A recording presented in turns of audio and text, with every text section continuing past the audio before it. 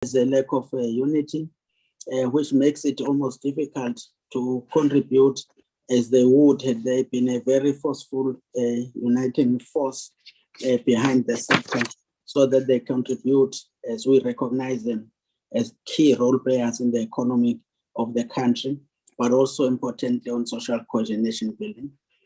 We then indicating that Sifsa was then created to provide a conducive environment through which the creatives will be able to organize themselves and advance their cause. Department had then to provide support in the establishment and formation of this organization, which will then also work as a sounding board and a platform for consultation when policy-related matters affecting the sector are being undertaken. Honorable Chairperson, this remains the commitment of the department and of government of this country that CCIFSA would be independent, would be self-reliant, owned and controlled and run by the sector itself, not by government. Government has always then and will continue also to recognize the contribution of the sector, as we believe that during the dark days of apartheid, the most powerful instrument, as former President Ouattamba once said in London, that when there was a South African cultural group that was extremely powerful at the time, when addressing issues, that they are able to express that which we cannot over years in a shorter space of time. Therefore, then they have a power, this sector, to be able to make a difference and make sure that the country's growth continues. So we recognize their contribution during the struggle for liberation. We also continue to recognize and value the sector's contribution towards the development of a prosperous democratic state that is South Africa. However, we would be naive not to recognize the challenges they have faced, in particular during this period of devastating effects of coronavirus. And that we know that it will be important and helpful that eventually with a united voice, we'll be able to work together to have economic recovery for the sector with a united and shared purpose and vision about its role and contribution and how to get there. And that is why the issue of unity under an umbrella body will be of great assistance. The background is well known that this came about during the former President Jacob Zuma's tenure, and during this time when there were serious challenges that the sector was facing. Again, then there was a need to say government can't talk to each and everyone. There are many voices out there, but have a collective voice. And that voice then must be able to engage government. And it was during this time then that the conceptualization of CCIFSA came to bear. So then at that historic meeting that was then held, an establishment of a structure which was regarded as a task team was then established, which would then lead to the creation of the sector, the CCIFSA or organization. The members, we have stated them there as the base members or founding members or as an interim task team that was there. And you can see that it was quite powerful people who were part of this initiative to have then setting up a process where an elective conference will be held. But they had to set the environment, prepare for such, and coordinate all the efforts that will lead to the establishment of CCIFSA. And you can see that there is no government official chairperson. It's mainly the sector members who are well established. Now, when then they had been given the interim task team, they did a lot of work, this interim task team. Among other things, they developed a concept, a draft memorandum of incorporation, as well as they came up with a name that was adopted, which is called Cultural Creative Industries Federation of South Africa. This organization was established as an NPC. And that is one of the issues that I think the leadership of CCIFSA, as they're here, they will talk to that from the resolutions of the conference about whether this character should change from NPC to something else. But it was one of the things that was done at the time so that they can be provided with financial support to then establish and be able to organize the sector. So upon the development then of the concept document and the MOI, then this task team was then assigned to organize the first Sifsa conference. And that conference was then held in 2015 in Mangaung. The consequence of that was that the executive was then, founding executive was then established as a board of directors, which is one of the issues that is linked to the challenges about MOI as well as NPC, and that some in the sector were of the different view about how this should be. But as a starter, that is how they were then established in 2015 with a board of directors. And the president there is indicated as Mr. Koroke at the time, with all the members, Mr. Tezani, Akapini Penny, as we know him. There was a deputy president, Mr. Siliti, as a GS, as well as Mr. Mtagane as a deputy secretary, Mr. Munamodi as a treasurer, and Andrea Miss Dondolo as the national coordinator. And things were not as smooth as one would have wished, that the organization knuckles to the job and get the sector organized. These challenges, as we know, the sector is not a monolithic group, and therefore then people come with diverse ideas. And so the interim task team faced those challenges as they were preparing for the first conference. And these were including the issues of fragmentation, sector politics, the lack of unity, different views about how the organization should be organized and reformed. So all those were besetting this interim task team before the conference. And the conference was not spared of this challenge, the very first conference of Sifsa, as it was then held under severe tensions that faced it. For instance, at that conference, due to various views, the MOI was rejected by the first conference and not adopted, as people had different views about what is the board of directors and how will this manifest to serve the sector. And others were saying, no, we need to be there and establish this organization as with this MOI, so that then we've got a board that can account.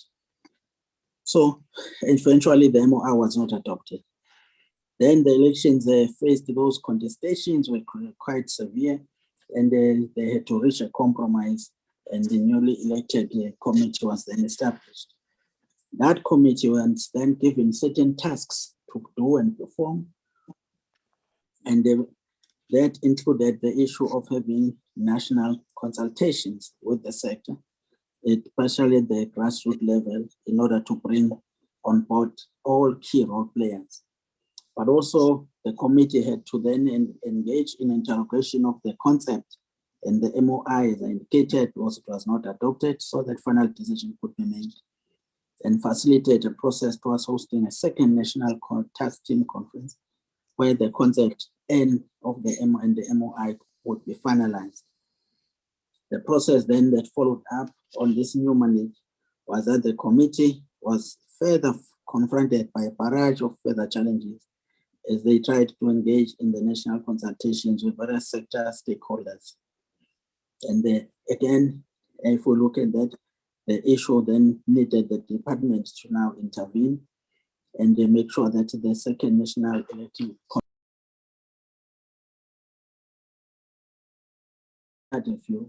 was then to facilitate a task team comprising of Sifsa, as well as members of the stranded members who were not happy with the leadership at the time. And then those industry players who were not happy had been approaching the department to say that why are they not having consultations? Why are they not having sector organizations being involved? So all those challenges, hence the department had to intervene to try and bring the two parties together. Then the disgruntled members also then were concerned that since the conference in Mangaung the board had never had an HM and never counted to its members, and they wanted Sifsa executive to be disbanded by the ministry. Now, then after trying to bring these parties together, another intervention was then to say clearly, you can't be talking about the annual general conference, you just rather have an elective conference, because there were a lot of issues about the current executive. So what happened was that then department had to assist Sifsa to have this national conference, which was the outcry and the call by the members of the sector who were saying then let us have a second conference, elective conference, and see who comes back, and then we'll give you a new mandate. So the then officials had to be then tasked to work with Sifsa, to work from local level to national, to provincial, to national, in order to have this conference. The summits were held at all levels, and they all were invited, to those who wanted to participate, to be part of this, from the local level up to district, up to the level of provincial, and then eventually there was then that summit, the elective conference, which took place in Mpumalanga in 2019. So the way then Sifsa also then was not spared from the allegations reported to the law enforcement agencies of the country, and that is namely the SIU and the chapter institution, which is a public protector. Now, those members who reported those matters, then these matters were then referred to the department. The first issue, public protector wanted us to respond, which we did. And thereafter, in the final report of the public protector indicated that they would not investigate this matter on the basis that Sifsa is not an organ of state, and that its conduct does not amount to conduct in state affairs. Then on the issue of the SIU, we also then, department had to appoint a company to review the financial records of Sifsa with regard to the utilization of funding allocated, and the report was indeed submitted to SIU for further handling after that investigation had been done and concluded. What have been the achievements despite all the challenges that the industry was facing? And see, well, remember that Honorable Chairperson and Honorable Members, the issue of recognition is crucial in the country, and by everybody else, the incentives for people who have done exceptionally well for the country. We have various forms of awards in the country. We've got Summers, we've got Satmas, we've got Gospel Crown. There are just so many other awards, further awards, but there was always an outcry. What is government doing to recognize us? And hence then, we formed what we call Sifsa came. There was an idea about USIBA Awards, which was then going to be the inaugural Ministerial Awards, where the government recognizes its successful creatives who have carried the banner for life for this country. And therefore then Ministerial Awards, USIBA Ministerial Awards, were then conducted and held. These awards promoted and rewarded the extraordinary accomplishments and contributions of arts practitioners, in a way separate from the existing sectoral awards that I have just mentioned. These awards, however, it was not just awards that took place. First, there was a policy consultative conference, because one of the key issues was what are the policy guidelines that are run on the basis of which Sifsa is run, and that there is a need for this conference, which was indicated by some who were not happy that Sifsa have not held AGM, they have not held any policy conference. So that was then used to say, before you have the awards, you will have this consultative policy conference. And that did happen and took place. And they covered a number of issues in this conference about particularly Copyright Amendment Bill and Performance Protection Bill, as well as the issue that the sector was concerned about progress on the white paper that was being revised. So the management then also offer and support to Downtime Music Hub. Sifsa had to assist here to make sure that downtown does not get run down. And as a result, because they were having problems of tax, and department can't do business with a non-compliant member of tax. So we had to put measures in place to get them to be tax compliant. And to do that needed that some support must also continue so that they do not ground to a halt in terms of services they render downtown. So here, Sifsa again was able, that executive, to achieve this and be able to have the issue of downtime tax matter being handled and eventually making them tax compliant. I will not go into detail about this, it's just to indicate the efforts on how much was done to make sure that Sifsa structure that was going to be having the conference is based on the will of the creatives, by the creatives, for the creatives, and that it had to move from local level up until national. So those are just venues where these conferences were held so that then people get nominated and they move to the next level. Others progress, others get left behind, move to provincial elect the delegates to national. And then at national, the consequence is the executive that is going to address the honorable members. Because then the conference was successful. So phase 2 then was about provincial summits, as I've indicated. From provincial summits to national conference. This was 24th to the 26th of August 2019, where then the National Elective Conference was held. This conference consisted of 343 delegates, which comprised of 27 delegates from each province, thus making a total of 243, plus 100 members from the National General Council. And the NGC was then established at the first CCIFSA conference held in 2015. And it was felt that they should be part of the second conference. So that's just a breakdown of how this conference was constituted. And you can see that it was indeed a consultative process and a democratic process. We then give you the breakdown of those who were elected in the conference, the second elective conference, led by Imbogodo, Ms. Joy Mbewani, and unfortunately leading a gentleman only, which is one of the areas, it's a repeat of the first conference where there was only one woman. And we're hoping that the sector will eventually have ability to at least have a balanced gender representation. But this is the outcome of the will of the people who were there, indicating also where, from which provinces the various members emanate from. The newly elected office bearers from the sector included cultural and natural heritage sector. We're providing the breakdown into the indigenous wisdom for knowledge systems, and then virtual arts and crafts, design and creative, arts, culture and heritage technical support, performance and celebration, as well as language and publishing. These were from the sector.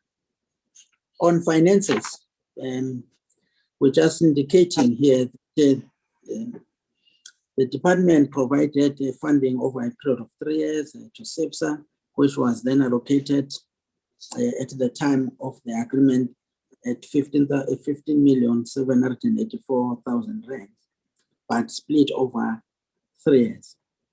The first batch was at 5.7, and that was for the year 2014-2015.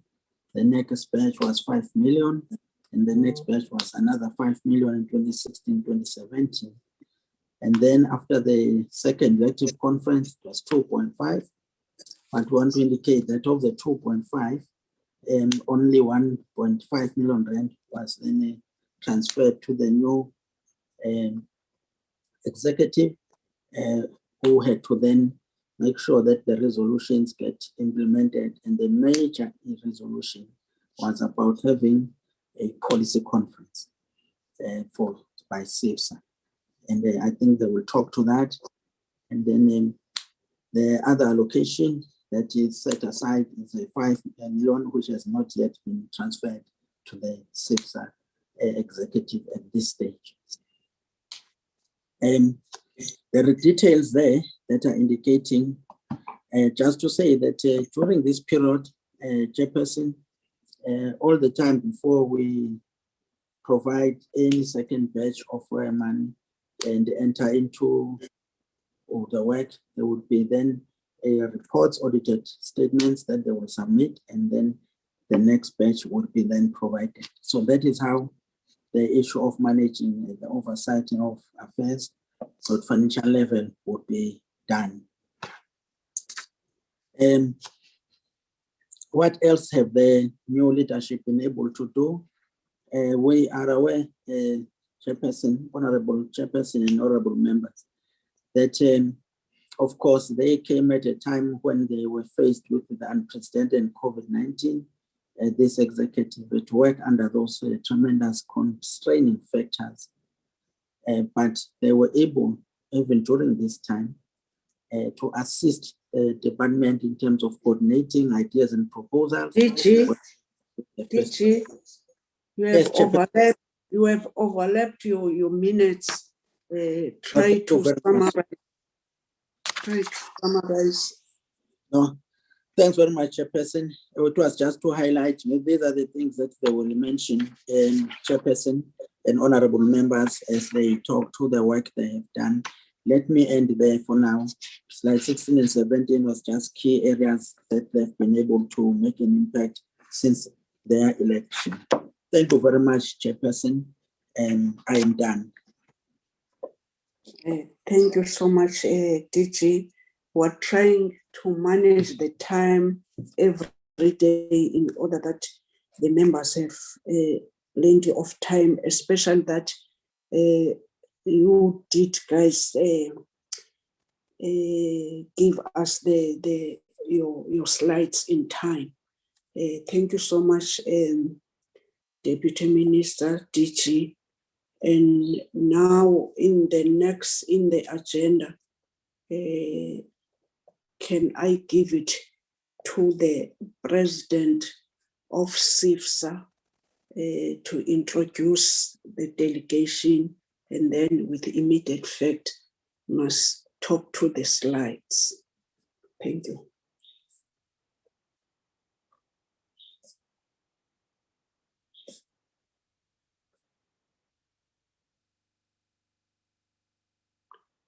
Mr. Tony, are you in the platform? President of Sifsa?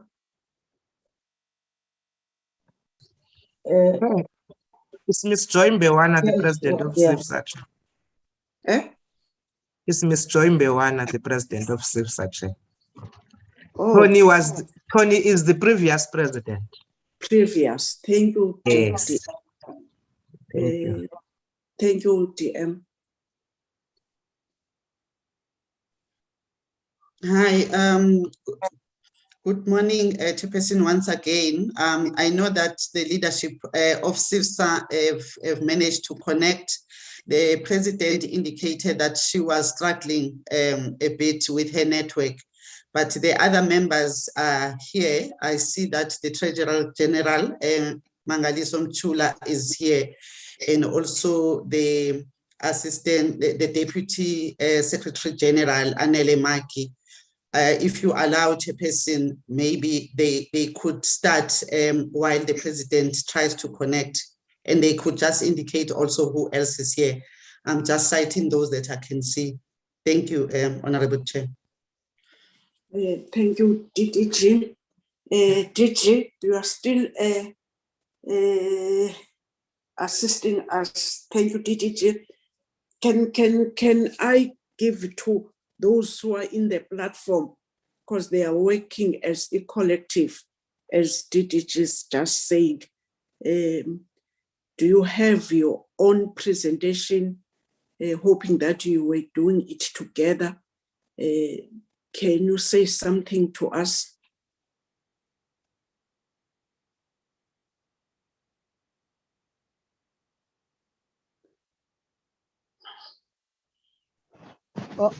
Greetings, Mama. Greetings, Ma. I hope everyone you do hear me very clear. My We name is say Anel who's Maki. speaking. We Yes. don't know who's speaking. We want you to introduce yourself firstly. Just show your face, and then we can switch off the video. Okay, And so Yeah.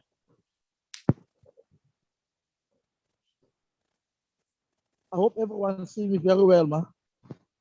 Yes. Yes. Then I can switch off the video. Okay, Ma, yes. Yes, thanks, Mama. My name is Anel Maki, Sifsa Deputy Secretary General, the current leadership, not the previous leadership. I will give some time. I will give to my TG Secretary General because on what I see on the screen there, for now, it's only me and the Treasurer General. The majority of the leadership didn't manage to connect because of the network, but they're still trying. We're still chatting with them on the WhatsApp so that they can just push to log in so that they can be able to have the presentation which we indicated on the email. Thanks, Mama. I'm also Mama, but I'm also chairperson of this committee. We must not forget that. I'm not offended by saying Mama, but I'm the chairperson. That's why I'm chairing. Oh, text the code is about the text chairperson. Thank you so much.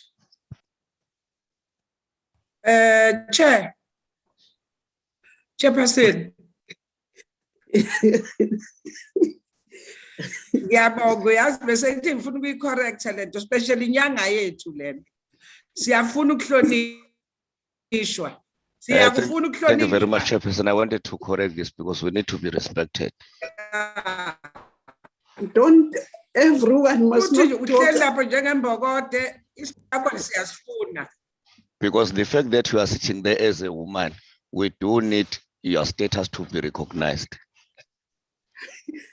Honorable members, I've saved you because I didn't hear anyone. I jumped the gun because I'm jealous of that while women who can hold these portfolios.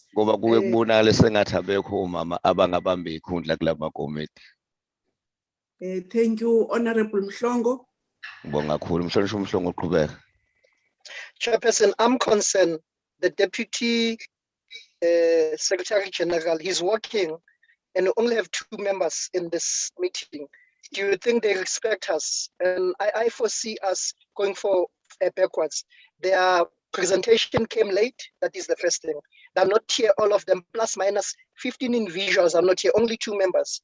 It's wrong and it's uncalled for us to be taken like a cheap committee that is not respected.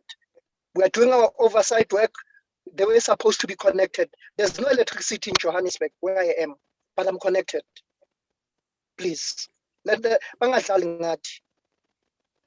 Honorable members, this is the concern of the honorable member of this committee as who are trying to get the president and whoever who can present, but also we don't hear that there's somebody who's saying now we're taking over. Really, you are 15 in all, we are having only 2 present. I'm seeing, thank you, Honorable Mhlongo, I'm seeing the hand of Mangaliso. Who's this? Mangaliso Mchula. Can you say something? That's the treasurer, Chair. Once a chairperson is always a chairperson, DM, I know.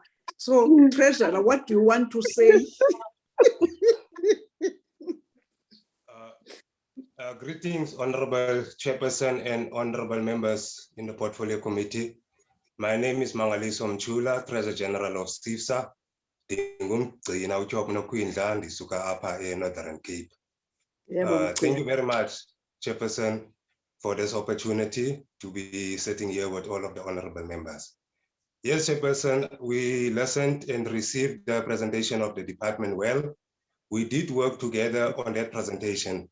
However, Chairperson, we also have a narrative presentation of our own that was compiled by us, whereby the president of CCIFSA, Honorable Joy Mbewana, was supposed to present.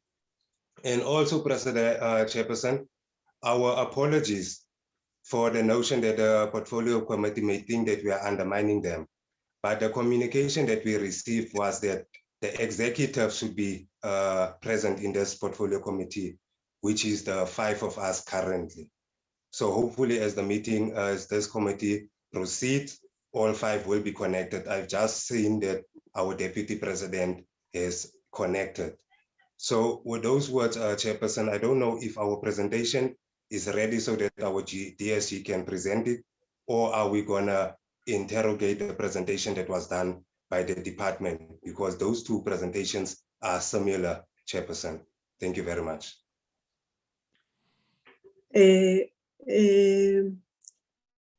Mr. Mangaliso, here we are. We invited you last time.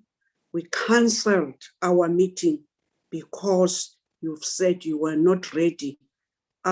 Now here we are wanting you to present, and the president is not with us, and we don't have any apology. And even if there's a problem of connection, this system, they try to reject you, and when we are trying, we started at 9. Suppose now that the president must be in, and as we are saying, we have about 5 minutes now talking about the presentation. Even the Mr. Maki didn't say that now he is presenting. Whilst the department has done an overview, they always indicate if they are saying that in this overview, this is a joint presentation, but we want you to present what we are having as CCIFSA, not to talk about that you can present whilst you are not presenting. As I said, that I'm suspecting we are working as collective. Immediately that you have noticed that your president is not in, which you are not yet having an apology, you were supposed to be proactive, just saying that we can do without the president. So I don't know what is the problem that you cannot provide, let alone that Honorable Mhlongo, even myself, I was not aware that it's only officials, but even those officials, they are not all in here. This is not the way that we are doing when we are coming to a committee to come in account. It's unacceptable.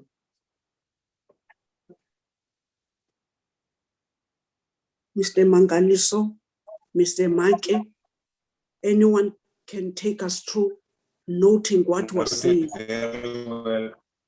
I'm seeing the hand of Honorable Mhlongo. Just a moment. Just a moment. I'm still seeing the hand of Honorable Mhlongo. Please wait. And Honorable Malomane. Chairperson, thank you very much. I'm not undermining. I concur with your comment, but I want this House to know, Chair, that the CCIFSA, we invited them on our oversight. The president did not come. And even today, there's no apology. She's trying to connect. She's trying to connect. We are balega or baya balega. What is happening? Because they were given an opportunity to come with a good presentation after they've postponed our first meeting. Now, whatever that we hear from other people, that CCIFSA is not an organization that represents a diverse community of artists, it shows that today, baya balega, where are they now as we're speaking? We cannot wait for more than 10 minutes The president was not there oversight. She's not here even today. And for information, the president is part of advisory team to the minister, but she's not even here. Kwenzakalani?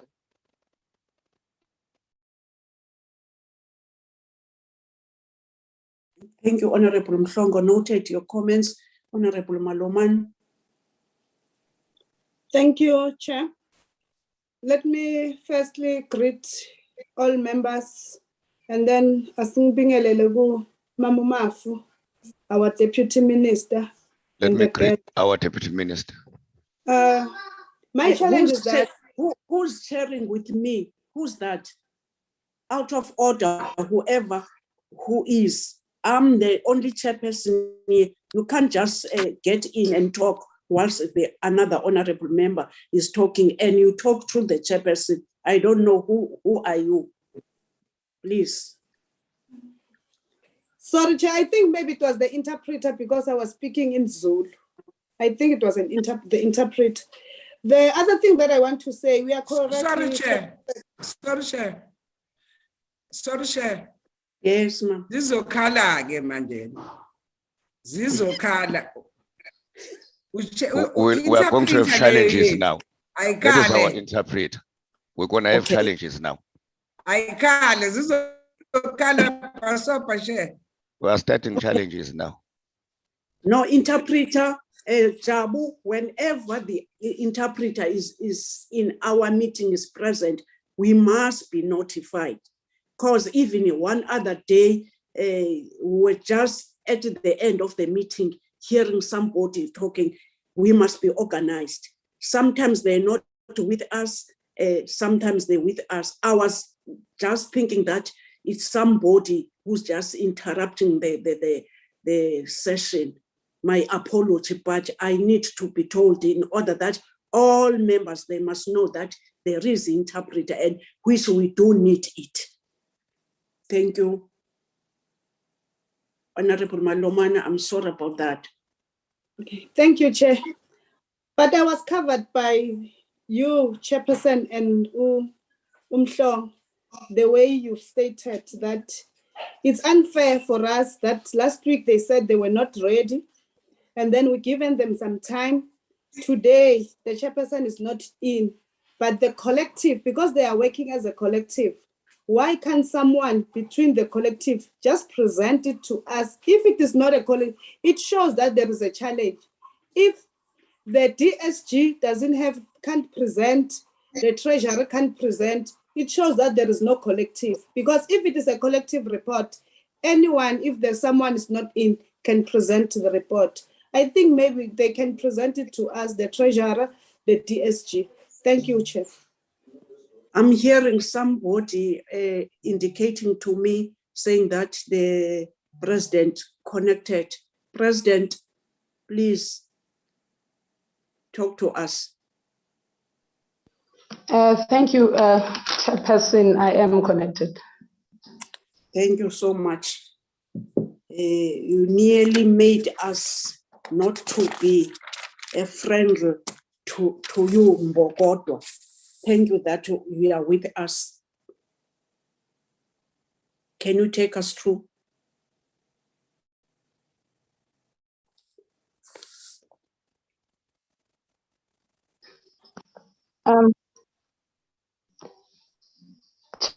Person and members of the portfolio meeting,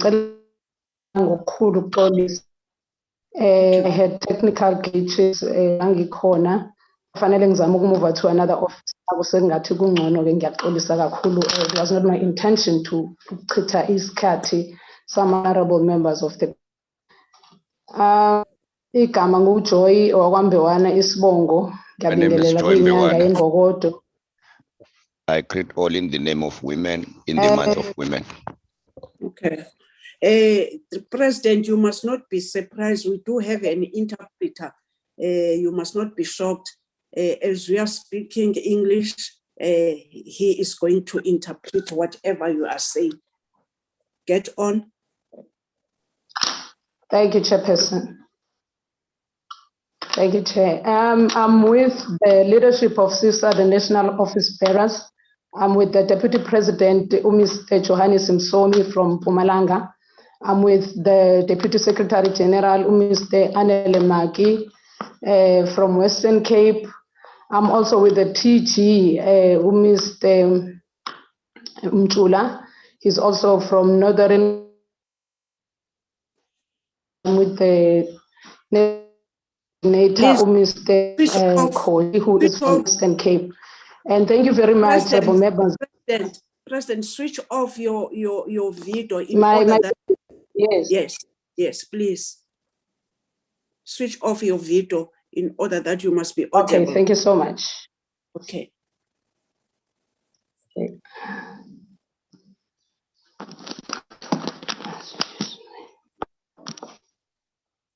Yeah, that does it.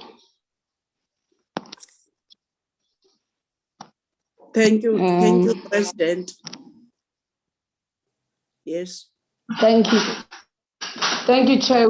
We highly appreciate that today we finally get this chance to present to the Portfolio Committee, because as Sifsa, we strongly believe that government and private sector need to work jointly to create a conducive environment for the growth of the South African creative economy. The fourth industrial revolution and the COVID-19 has really affected the cultural and the creative industry, as well as the growth of the South African economy. Sifsa is a focus represent all sectors of the cultural creative industry, and its objective to unite, unify, and transform the industry to represent their interest at the governmental, social business level, and it is also unlock the full economic industry for the benefit while taking into consideration the sector's contribution to the triple bottom line of inequality, poverty, as well as the unemployment. Sifsa was established as a non-partisan organization to be a statutory body for the cultural and industry. Gonke came after an engagement with the president, Ubaba Jacob Zuma, in 2000, and subsequently to the National Summit in 2011, to organize all practitioners in the performing arts, visual arts, technical service and events, design, electronic media, craft, publishing, cultural tourism, ethnotourism, cultural group, heritage, and cultural entrepreneurship. The endeavor to organize industry practitioners are in a position to be protected from unscrupulous practices and have their social and proof. It is the belief of the Sifsa, if in its existence as an act of parliament, it will have a legal mandate to develop and promote the arts. And Sifsa should be seen from a view that it is an organization building block for a statutory. In the final analysis, Chair, it has to market itself and the sector it represents. Sifsa creative industry whose members are not the beneficiaries, those who are the benefiting to the national GDP, but it is a contribution. A series of events place is these are a series of events. On the 24th of March 2015, Minister Nathi Mthethwa took a great step in establishing a formal structure of Sifsa and said, I quote, "We are embarking on this approach in order to assist in the formalization of the cultural and the creative industry sector, a role player in the economy, and creating enabling environment to the growth of the sector and make it easy to manage, fund, and operate approach of organizing the sector in this manner is common globally, close quote. The first Sifsa conference took place at Free State in Mangaung. It was the 21st to the 23rd of March 2015, which produced the leadership eyayilethwa ubaba uThoni Kgoroga. Then the second National Elective Conference in Nayo on the 20th to the 25th of August in 2019, in Ngwenyama in the city of Mbombela in Mpumalanga, which produced the current leader led by myself. In Namati, it's 340, which comprised 27 delegates coming from each province. Local wins a total number of 243. Sasinama 100 members from the National General Council NGC that was established by the first Sifsa conference here in 2015, where we had 90 delegates elected as NGC. It was 10 per province. And then we had another 10 that was coming from a national organization, and the total amount was 100. So the 100 NGC members were automatically moved to participate fully at the second national. Then the conference agreed that there must be a national policy conference that will guide a federation with all relevant and compliance documents. And since the establishment of Sifsa, honorable members, there has been a lot of challenges in the South African creative economy at large. And we believe that the federation is the only remedy to cure all the challenges encountered by our creative industry. Sifsa must be visible to the creative workers and lead to unite all creative workers, guided by the policy adopted the policy conference that took place in 2020 of December, in moving the industry forward to fulfill the practitioner mandate. Sifsa is engaging in a process of aligning itself into the creative economy business entity in terms of operations as well as in terms of management. This approach is informed by the need to position South African creative economy as a competitive global player. Ama-artists amaningi like Lady Smith, Black Mambazo, Bonomco, or Master KG, or Babu John Kani, just to mention the few, they have demonstrated that South Africa is endowed with cultural and artistic talent to influence the world to consume South African product and services. Office bearer yethu imi kanjena, we've got 6 national office bearers. We've got AMA leaders, which are among members are 9. Task teams, Guma district, Guma provinces, and Sinamatas team, Guma district as well.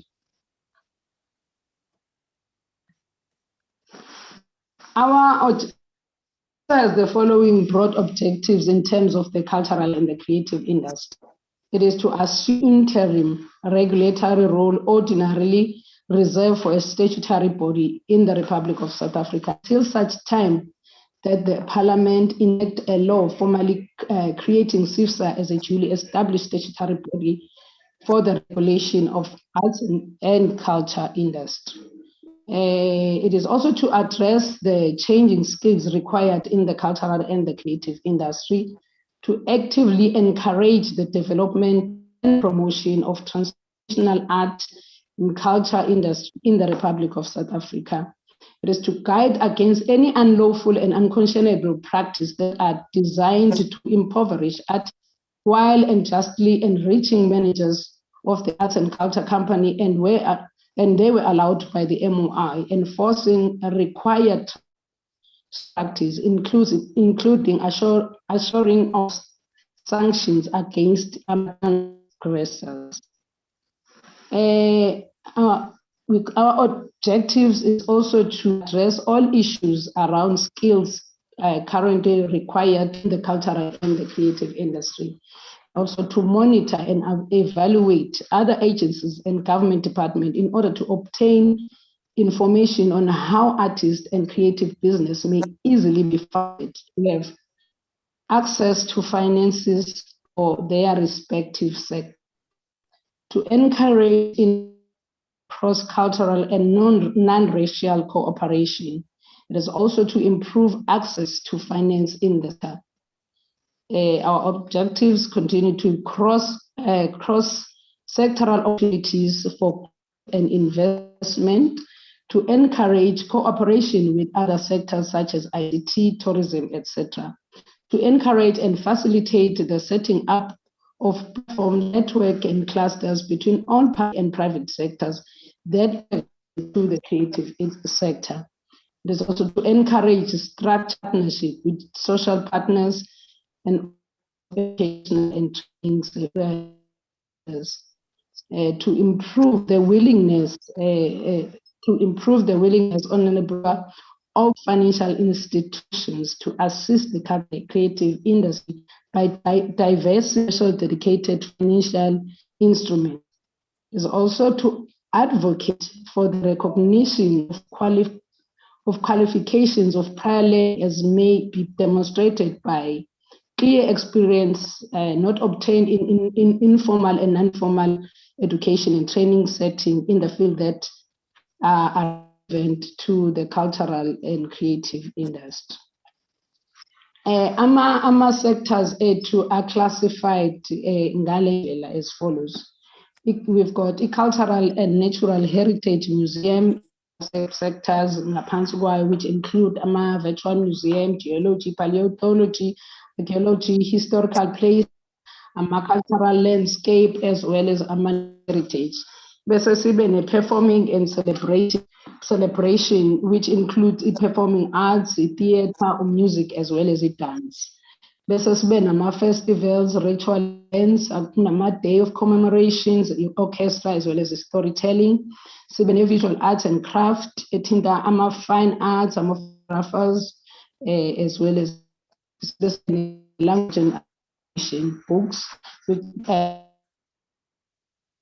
papers, magazines, material, libraries. It includes a visual book fair, book clubs, archives, heralds, and language. There's a audiovisual and interactive media. It's film and video, TV and radio. It also includes live streaming, internet, podcast, video game. It is online. So as well as we have it in design and creative, fashion design, interior designer, landscape designer, architectural services, as well as advertising services. This is arts and education and training. Last corner market TVET college and arts in schools. Indigenous wisdom, sitting Kulumangama heritage schools and arts and craft, agricultural heritage and sacred roots. This has been a technical support and service. Arts and cultural heritage, technical support, about to backstage, light sound, and here to Sifsa. It is all sectors and umbrella to enable creative for the creatives. Also to ensure that start growing, sustainable, operational, and competitive. It is to promote skills development, promotion of the implementation of a district model that will address challenges from a municipality level. It is also to position and articulate all sectors within the creative sector, partnership with relevant stakeholders about the labor and employment, ALCA, SABC, NYDA, tourism, etc. It is to healthy stakeholder relationships with neighboring countries in the continent for collector royalties and promote a Pan-Africanism, peace as well as unity. Also, it is to professionalize the industry, rising policies.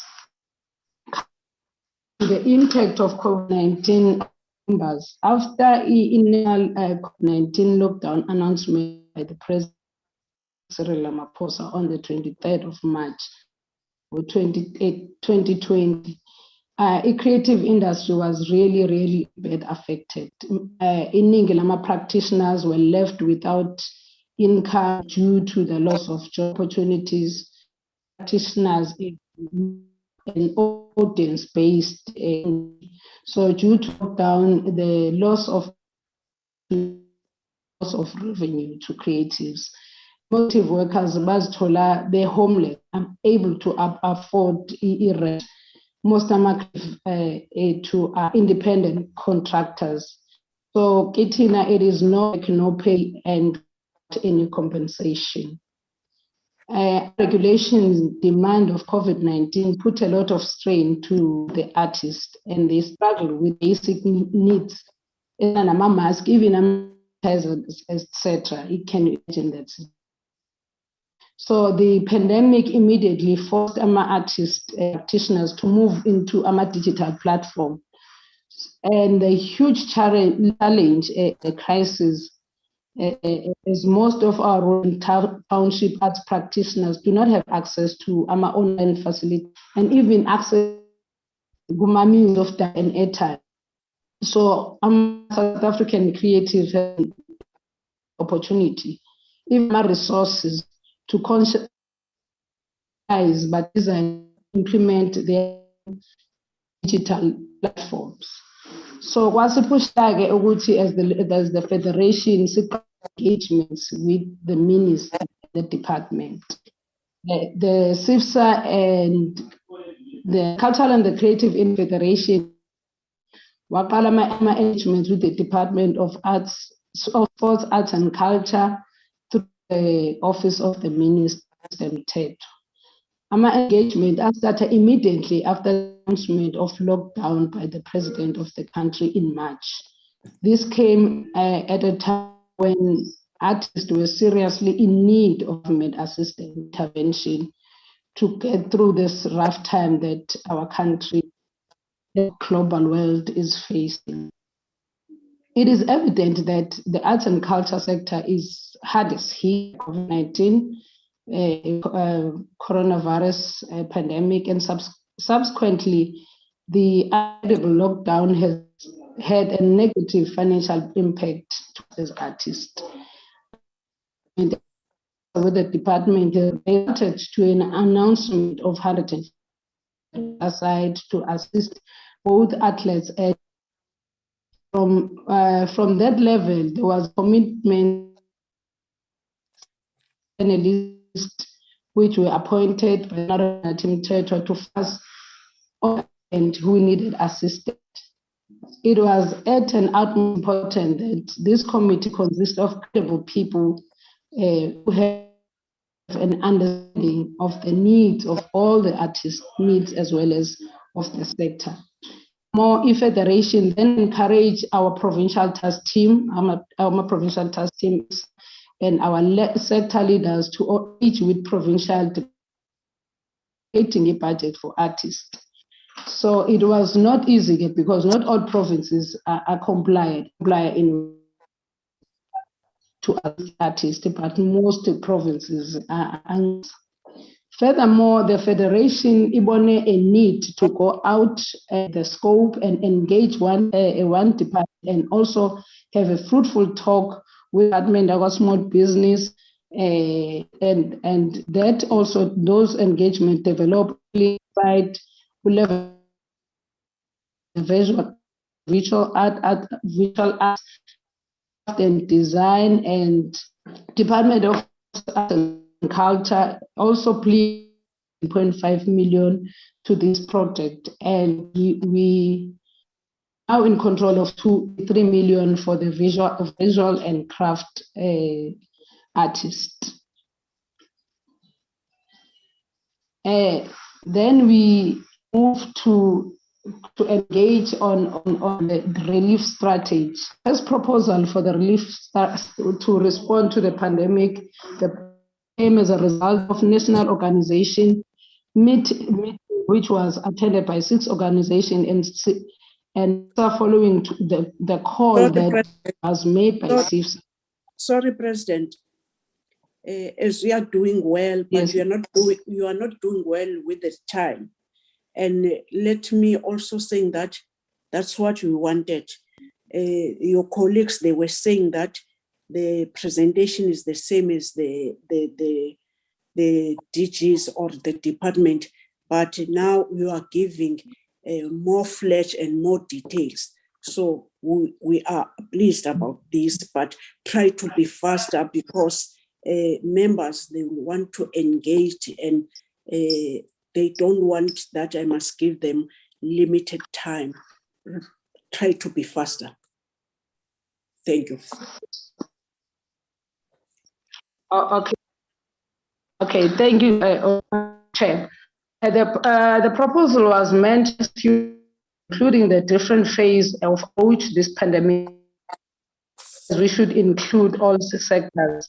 It is imperative to have a geographic spread when it comes to the beneficiation of funds with complicated papers, work for all our members. The outline will be determined by the base allocated amount for the period of 6 months. This estimate will change as the proposed amount may increase. Artist development will ensure that artists are migrated to digital thinking that's making provision for innovative business.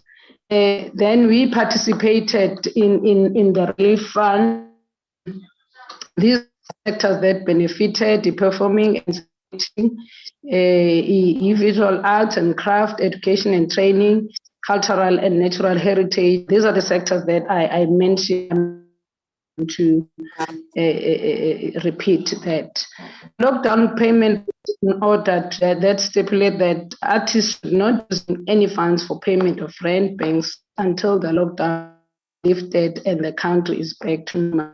Our challenges, it was not easy to work with members of the executive committee in provinces precisely because we were the new leadership and there was a dark cloud that was hanging on the name of Sifsa, especially on the issues of financial accountability, from which led to the new leadership of Sifsa to department and the MEC on first the policy conference to have the right policies to apply in dealing with creative industry matters. It took us about 9 months to get a handover of assets from the former leadership of Sifsa.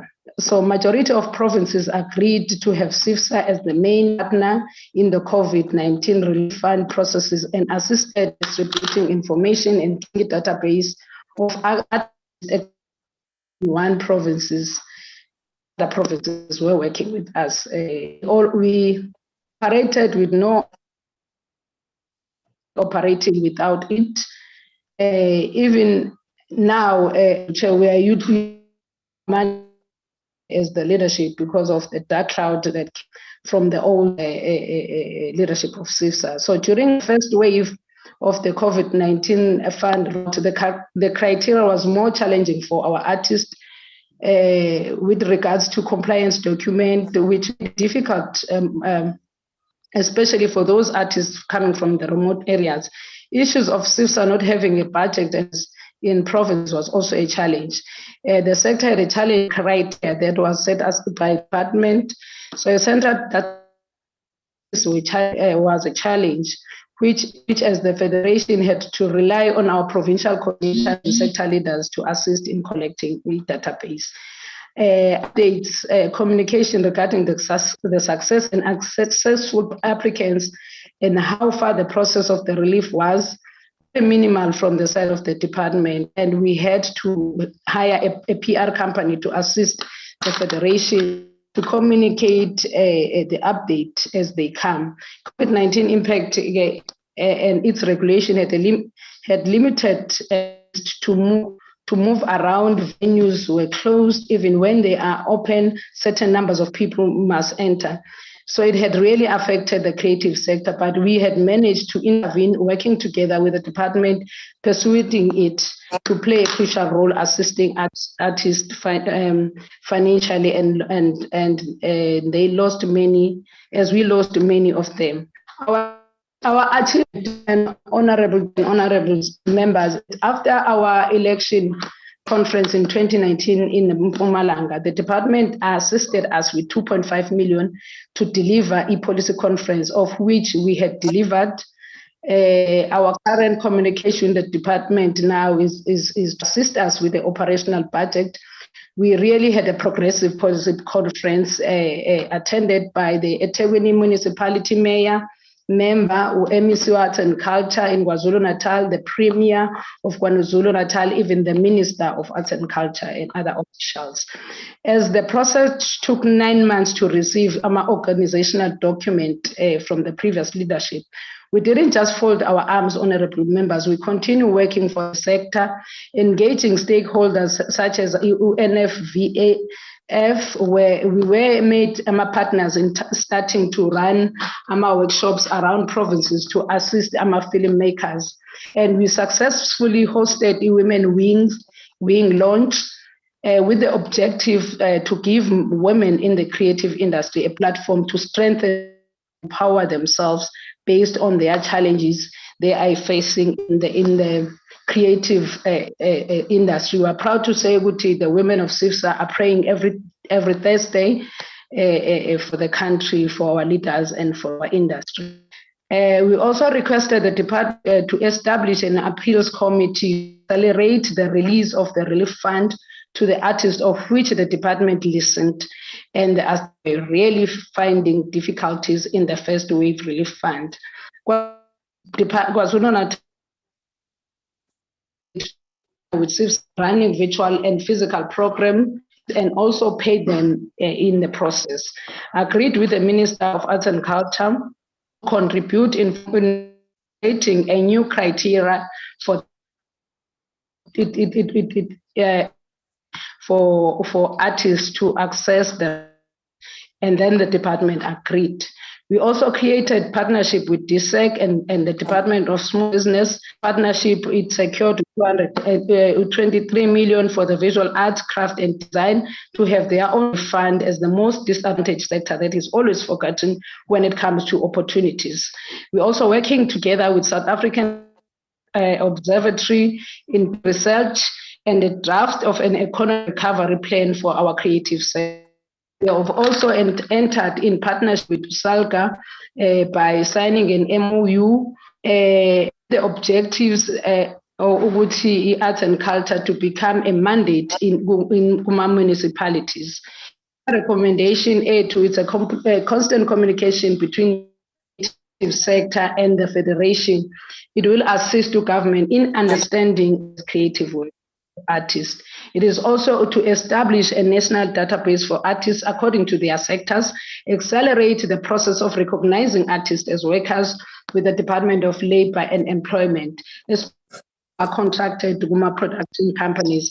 It is also to create a synergy between the Department of Small Business Development, Tourism, Trade and Industry, Communications, Labor and Employment, National Development Agency and Department for Culture. Our upcoming programs and project, honorable members and chairperson, a cultural and creative industry strategy workshop, which we the department.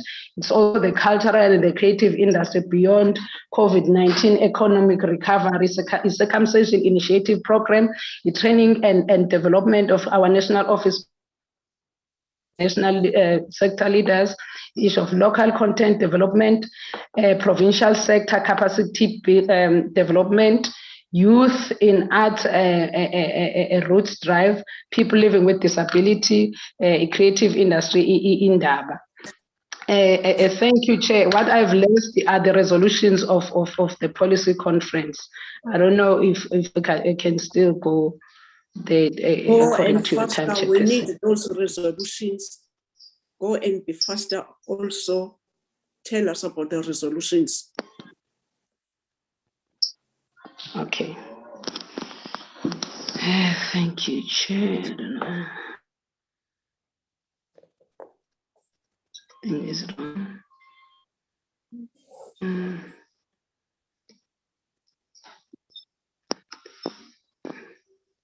We see them. The following We see federal them. policies were adopted with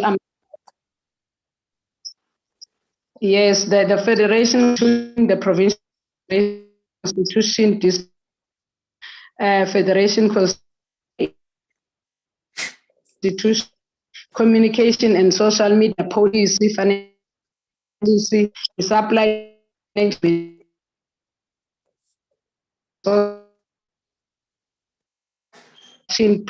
policy, the code of conduct, ethics policy, grievance and retrenchment policy procedures, the good governance policy, reporting and accounting, the industry policy, the management policy, policy, and all sexual harassment policy. And policy conference resolved that the following new policy development be presented in our second national policy conference. Sifsa Vision 2020, the resource mobilization policy, the partnership development and management policy, education policy, stakeholder engagement and management, monitoring and evaluation policy. Thank you, Chair.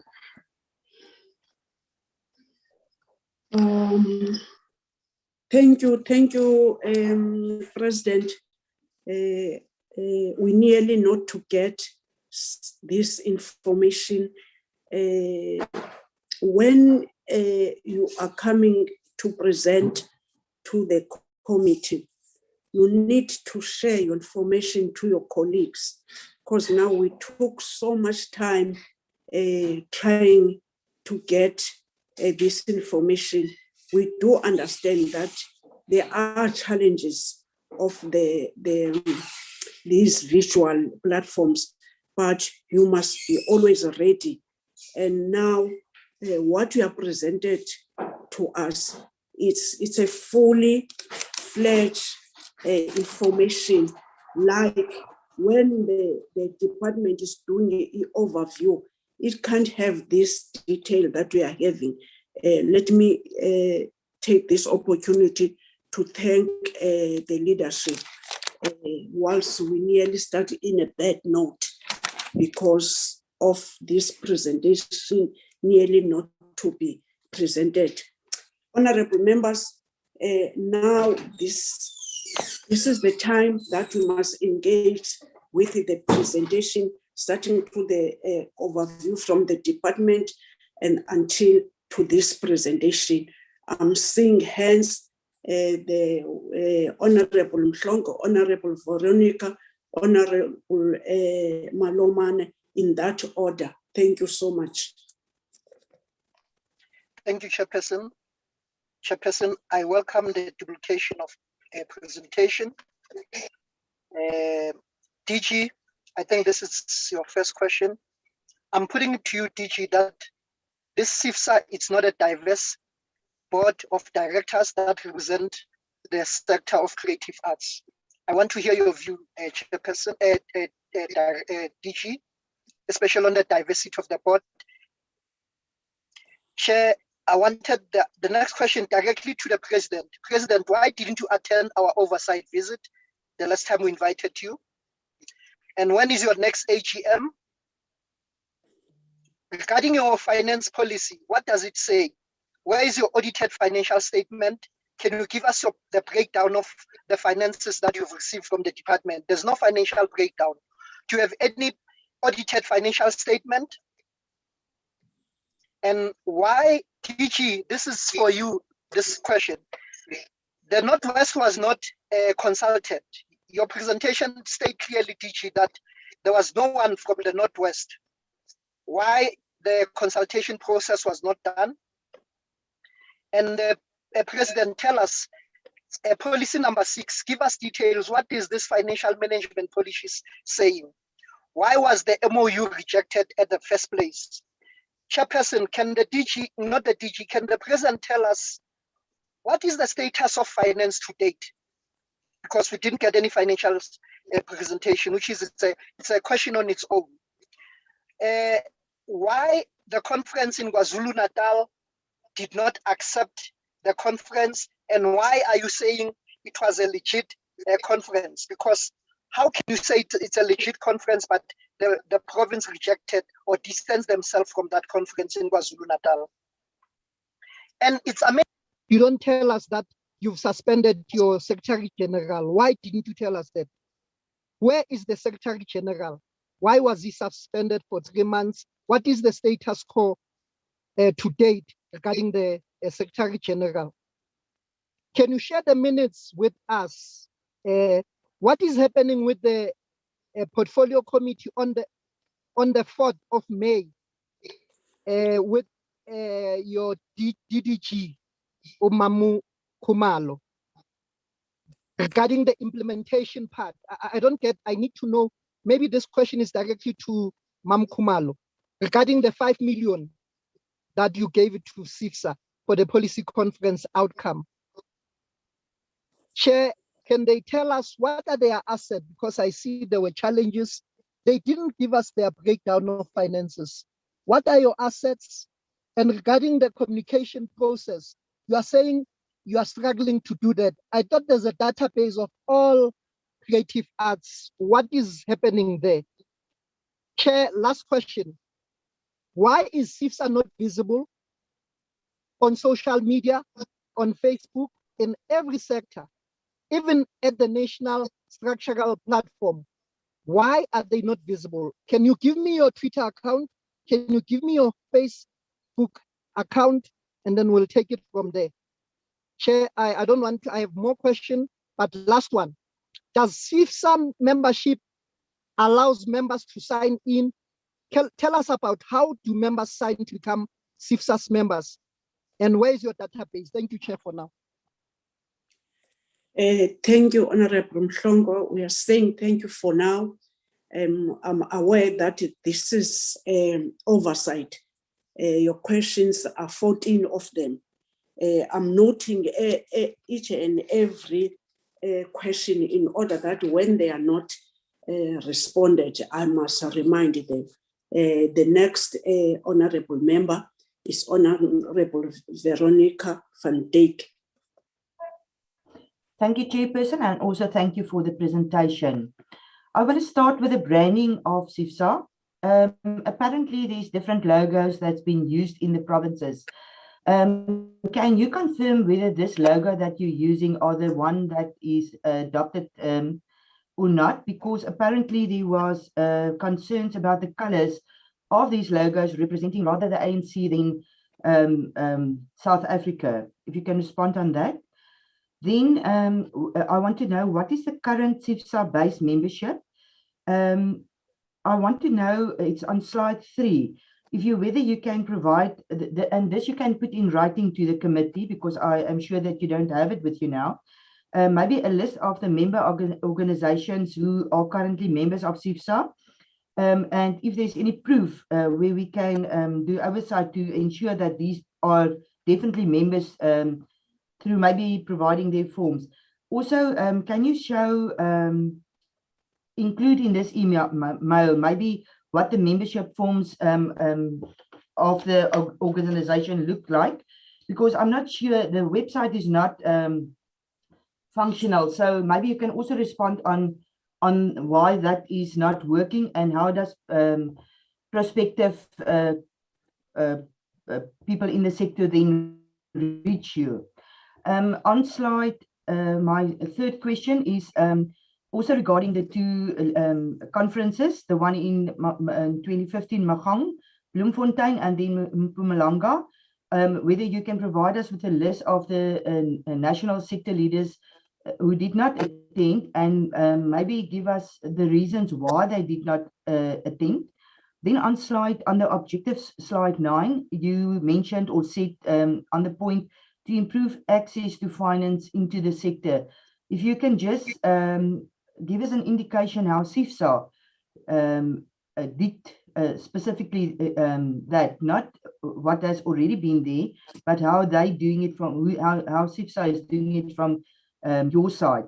Then under the role of Sifsa, I want to know whether the following structures who are visible in the industry are also part of Sifsa: the South African Guild of Actors, the Theatre and Dance Alliance, the Sustainable Theatre and Dance, I'm for the Arts, and also South African United Cultural and Creative Industry Federations. If they're not, why are they not included under your umbrella? Then slide 14, on that slide, under the Sifsa Relief Fund participation, you mentioned 6 organizations. I want to know why you met with 6 organizations when there's a broader industry, and how these 6 organizations, how were they selected? And if you can provide us maybe with their names. I will, on the second round, add more questions. Thank you, Chairperson. Thank you, Honorable. Your questions are 9 of them. I'll monitor the responses. Can I give it to Honorable Maloman? Thank you, Chair.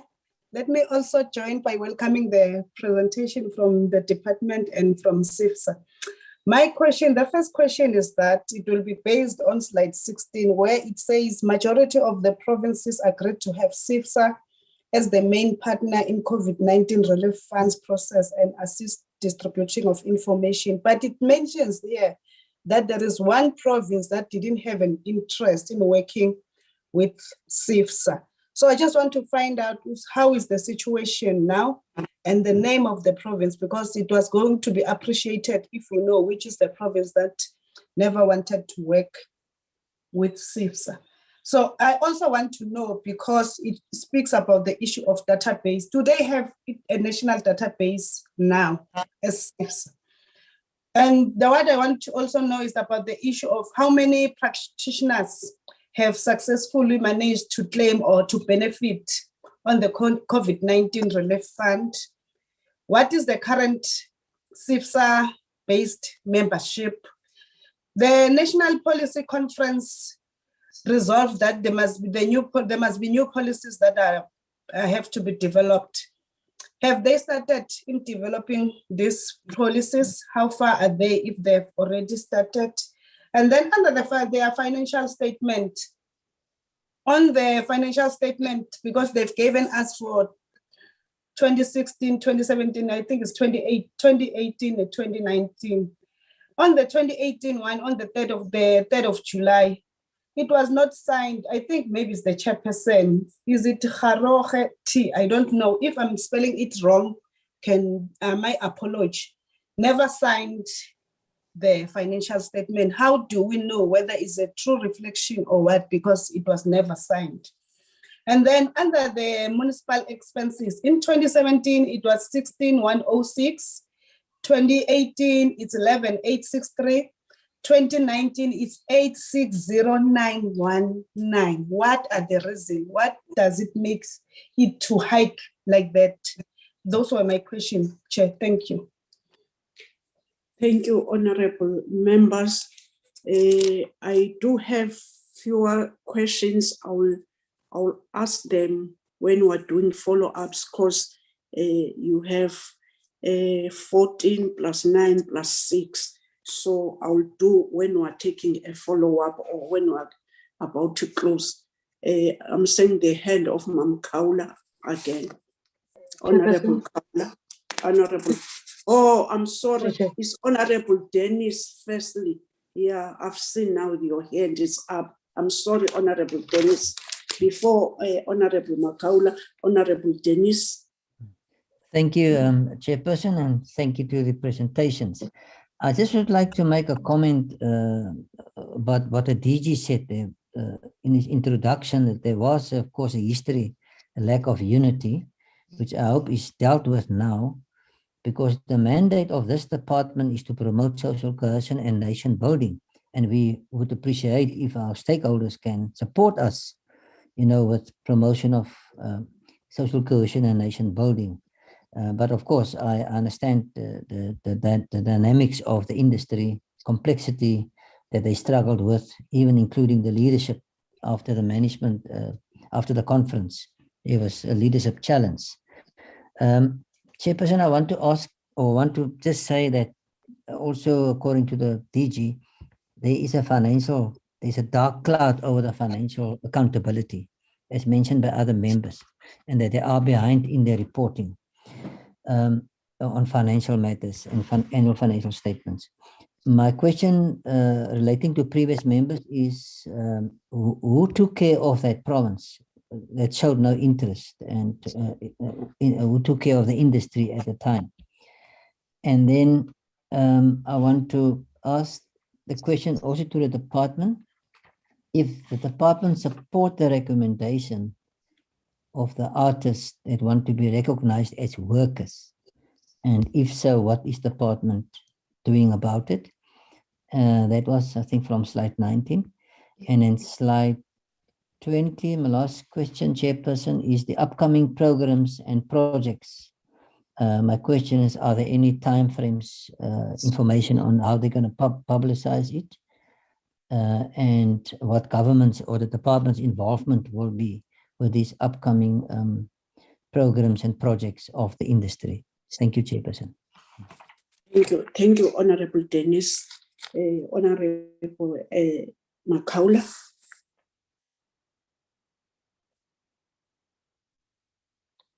Mama Kaula.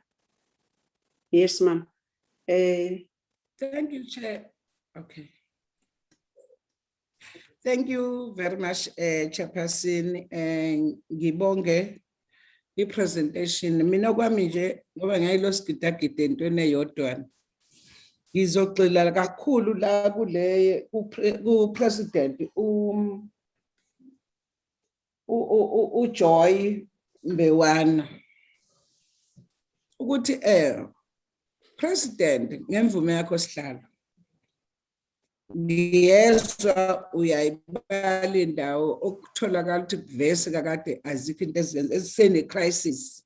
Okwakho ke njengopresident, ngaphela upresident ufuna enze show ukuthi izinto abathatha inqumo ngazo bavumelela ngazo nezimali ekhishiwe ziyasabalala ziyafikelela yonke indawo.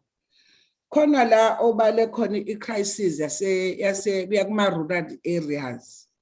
Mina njengoba ngihlezi ngikhala ukuthi still lezi zinto azifikeleli khona, and akukho ngisho ama meeting afika noma batshelwe bazi ukuthi kwenzakalani, bagcina beyibukela koma TV badlule kanjalo. Kanjalo nalento ukuthi yonke into enikhiphayo niyakwazi khona ama rural areas ikhulunywa ngama English. Leyanto ingezinye zezinto ezikhombisa ngempela ukuthi nikhona as abantu abamnyama kulama position okuba upresident, but kodwa ayikho into ekhombisa ukuthi niyafuna abantu bonke babe involved, bagcine bazi belalela bezwa nokuthi nikhuluma ngani, ngoba kukhona umuntu la angakazi nhlobo kuyizwa English agcina avulela abona akayizwa. Ngibuyele la kuma small business. Yabona President asingakhohlisana. Sigcina nje ngokuyixoxa la eParliament as member of Parliament nawe kanjalo njalo. Lezi zinto azenzeki. Mina owami ke umbuzo. Inini lana enzoke nibabize khona bonke lawa ngibona ibale nazenabala wonke omasipala nazabala ngisho lembeni nabala yonke. Ikuphi lani ke nithathe khona oyedwa nizothi sicela ke nisinikeze proof ukuthi lento sixoxa ngazi yaya kubantu, nisinikeze proof ukuthi yini eniyenzayo ukuze phela nani niqhubeke nosebenza niqhubeke futhi nocela enye imali. Ngamanye amazwi wena ungakwazi kuloko ubhizi ukhamanzi uyofaka enkomishini bangiphethe inkomishi ubhizi uzothela amanzi la kodwa la ngaphansi nembobo. Yini ezokujabulisa wena lapho ukuthi lo msebenzi wenzayo uya lento akuyona theory. implementeka iyahamba iyofika yonke indawo futhi uyawubona umehluko. Yabona nje emakhaya azikho zonke izinto okuxoxa ngazo and ayifiki zigcina komasipala. Kulabo lezi zama culture nakhona futhi yabona nje nama culture kuyayifanela. Zigcina lezi zinto zixoxwa abanye njengoba singena kuSeptember manje. Zizogcina zikonakele president ngemvume yakho sihlalo. Ayikho into umuntu omnyama wala eSouth Africa ongathi uyabona ukuthi kulezi ikhundla kusahlela abelungise kuhleli nina. Umehluko nje awukho nezimali azifiki. La khona umntwana lana okuthiwa uBobo wakaMbhele. Lo mntwana ngiye ngithi uNkulunkulu wami kubhlungu ngoba abantu basibuka as member of parliament kanti ngempela nathi siyakhuluma kwezeli lutho. Lana lo mntwana angithi la khona nabangena khona ungathi bakhubazekile. Angisho ukuthi ukhubazekile engazwakali kahle kodwa mawukwazi ukubona kahle. Kodwa kukhona abantu obonayo phansi ukuthi bayakwazi ukuthatha laba bantu abanganakekile babenze something. Mangabe umbona uba ubolo nokuthiwa lokhuza ntombo uyazi. Enye into laba bantu ofana ngabe niyasondela kubona nibheke labantu abangemuva kubona ukuthi nibalekelela kanjani. Angizomtoleka amaqeda khuleka cha. Angisazi ubani lokhulumayo. He was not in for a long time. They don't tell us when he is coming back. I don't know what is going on about this problem of translation. All these members who have been presenting, and now it's you. You are at the end of your contribution. So now I'm hearing himself. I don't know whether also he has got a problem of network. It's an interpreter, Mama. Chair, Kwazakalanda. Chairperson. Ulo muntu o interpreter yo mama but ubekade lahlekile angazi kwenzekani nami. Oh yena bengena. Yes ma. Okay, lalela ke sithandwa sami. Mina che I'm proud ngawe. Yabona nje into nangendlela oyigqokile namhlanje uyakhombisa ukuthi umele iculture yethu umele abantu abala eSouth Africa abamnyama. Yabona ayikho into ebuhlungu uthi uyimember of parliament kodwa utholakale la izinto uyayibona ziyenzeka awunawo amandla awunakwenza lutho ngoba omasipala abakhona abenzi lutho upresident ke lo okhona akabalandeli abenza uhlelo olungcono ke la mathi ngelinye ilanga esambe sobabona lonto. Uyabona abantu la bakithi bakhombisa ukuthi amathalente banawo bangakwazi ukuthi bawenza baphinde baqasha abanye abantu. Uyabona nje oKing Nuba bese ngibuyela kuDDG uMakhumana.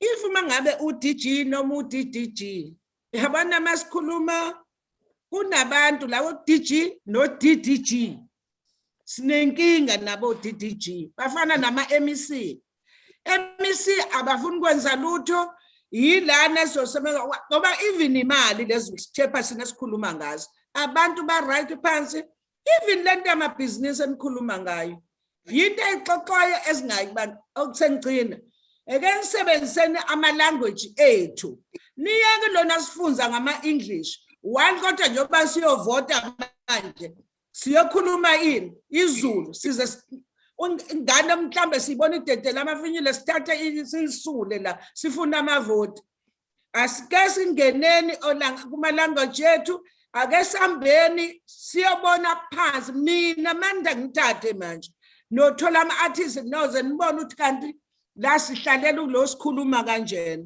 Ngiyabonga ngangakhuluma ngalabo abaphatha nezinduku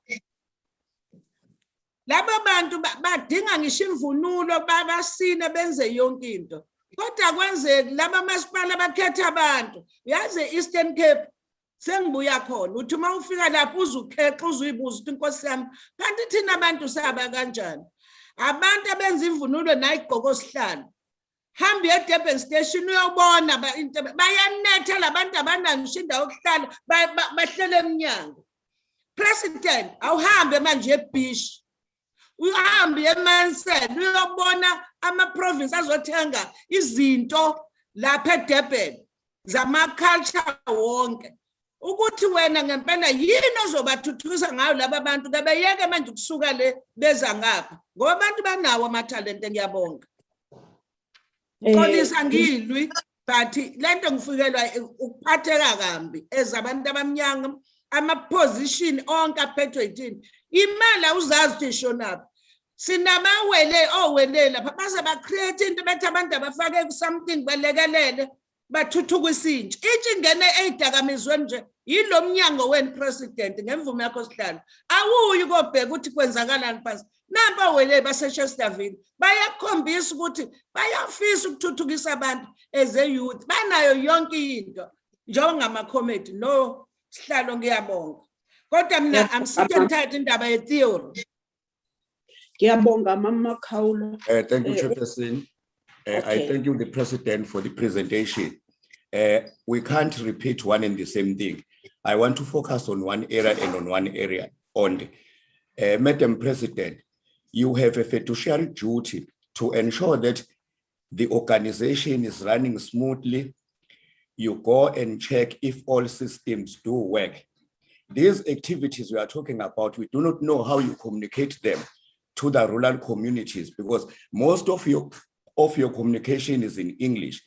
Our people do not receive documents in their own languages, and none of your areas of presentation expressed the things that we have done with our rural communities.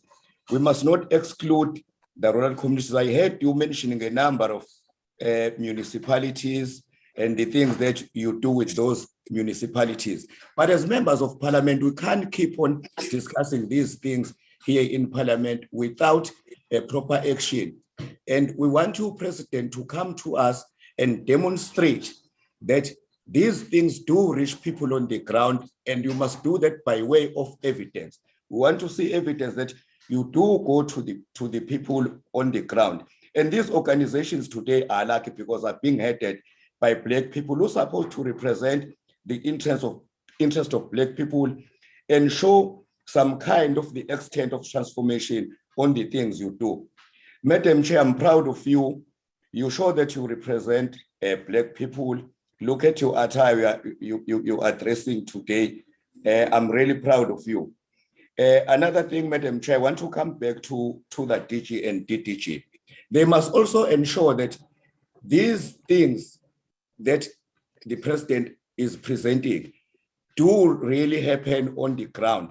And they must also include those people who craft traditional attire, who make traditional attire, and support them. Because if you go to areas like Durban Station, they are there, they sit in the rain, no shelter, no nothing, and their business is not promoted. Promote this small rural business. Thank you, Chair. Yo, this is excellent. Keep it up doing like this. I'm suspecting if you don't interrupt, you are summarizing like you are doing. This is the best translation. Thank you so much, translator. Let me go back to you, DM, to locate your department, and then you, President, to locate whoever. If the department needs to answer after the entity has, after the Sifsa has responded, it's upon you. I'm giving it back to the DM or DG. Oh, DM is around. Thank you very much. Thank you, DM. Thank you very much. Thank you very much, Chair. I thought there were specific questions, Chair. Let's allow, with your permission, the Sifsa to come in and answer the specific questions, and then the department to come in, then I'll come in to summarize. Thank you very much. Thank you. Thank you so much. President of CCIFSA, you can answer, and the colleagues, they must assist you upon your permission. Thank you so much. Thank you so much, Chairperson and the honorable members. Ngizoqala ngoba umhlongo ngiyabonga kakhulu imibuzo yenu isinikeza ne-direction at the same time yasilekelela. Ubaba uMhlongo ngicela ukuqala kulo mbuzo othi why ngawa-attendanga ama-site visits when they went to Free State as well as NAC. On the day in Free State, I had a meeting with the department. We were presenting a program here to digital monitoring in the department, but I had a delegation which was our national coordinator as well as one of the advisors in the office of the president, in fact, of which I think you will remember Uguti, they were not even allowed to join the meeting. In NAC as well, because from the beginning we have deployed national coordinator to who started this engagement, who have been at the forefront of dealing with the issue of the NAC. So for us, we had a representation. Sometimes as a president, because we have meetings, you delegate. So we had somebody from Sifsa who was dealing with those particular disputes in provinces. The status of our finance, the teaching presentation, I indicated that we only received 2.5 million for the policy conference, not 5 million, Mr. Nhlongo. It was 2.5 million to deliver a policy conference, which we successfully delivered. And there was a question of why was the conference not accepted? I don't know, because I did not know that the conference was not accepted, because we had 8 provinces. The only province that was not there, it was the province of Free State. The provinces attended the policy conference. The issue of the Secretary General, honorable members, it's an internal issue of the organization. Like any other organization will have challenges, and one needs to do what you have to do as a president of the federation. We cannot deny that the Secretary General was suspended, but I think it would be unfair for me to discuss our internal matters as an organization that are administrative, like the issue of the Secretary General, and I will come back to it if there is a serious need to discuss that in this platform. The reason why the MOI was rejected in the first conference is because the industry felt that it does not really give powers to the masses on the ground. Hence, if we have, because it was run like a company as an NPC, it gave more powers to the board members more than the masses on the ground. The visibility of Sifsa, why is it not visible on social media, etc., etc.? We only go to social media when we have programs, and we are more visible to us on the ground more than to be on social media, because we've got structures in provinces as well as in districts. So whatever communication you want to take it through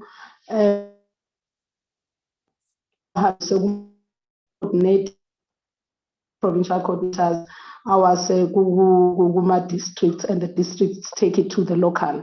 That is how we work. And as well, we don't have resources as yet, as we indicated, which is a policy conference. But we do have, if you can tune into a policy conference, you can go to hashtag Sifsa 2020.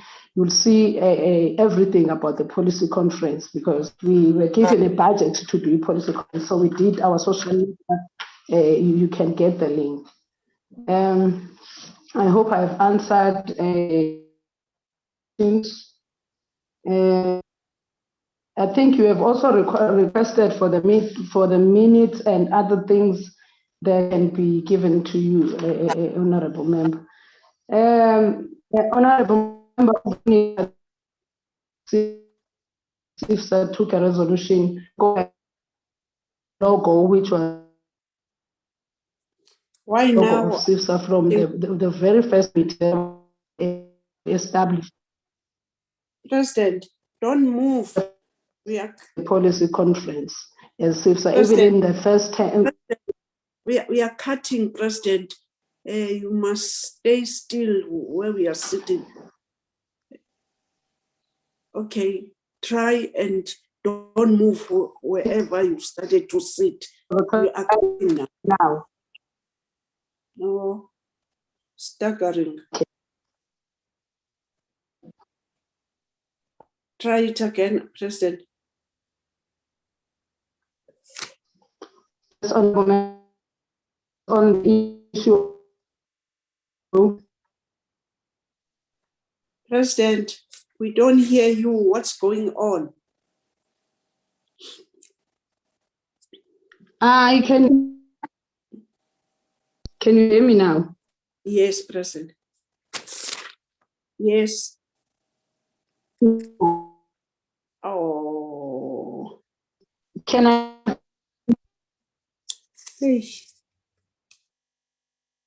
I don't know what's going on.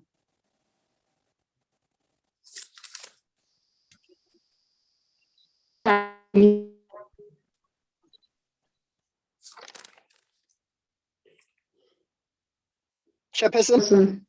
Maybe Chair. Yes, yes, Honorable Mfongo.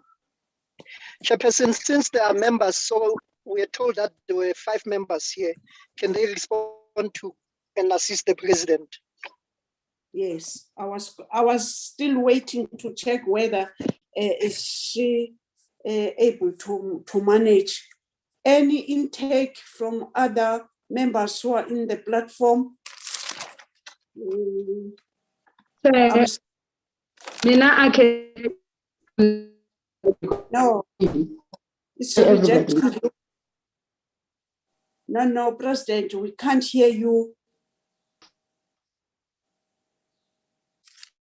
Can other members, treasurer, DSG? Oh, shoot.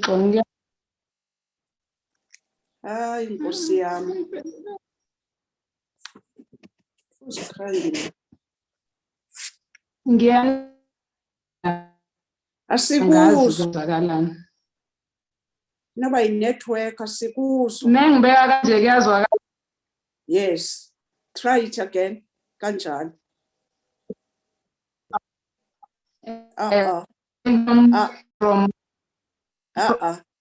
From the honorable member.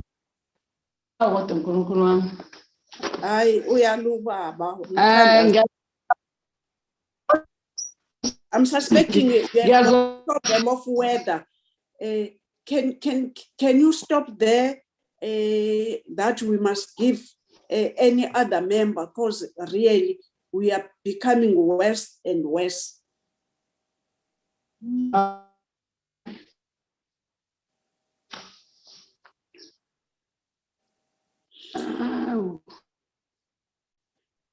Chairperson. Honorable Mhlom. You've asked for members to come in. It shows that this is a one-man show. There are no members who are responding to our questions. I'm not yet saying that is a one-man show. No, I didn't say you've said that. I'm saying it shows. I didn't say you are saying that. I'm saying slow. Even isiZulu. Ngiyabonakala ukuthi Sifsa isebenziswa umuntu oyedwa ngoba khona manje akazuconnect ama-member bathi akhona bayathi asikhona show bathi akhona kodwa athulile kune-technology inkinga bashilo ukuthi abasebenzisa i-Facebook shuthi abayazi ne-Zoom.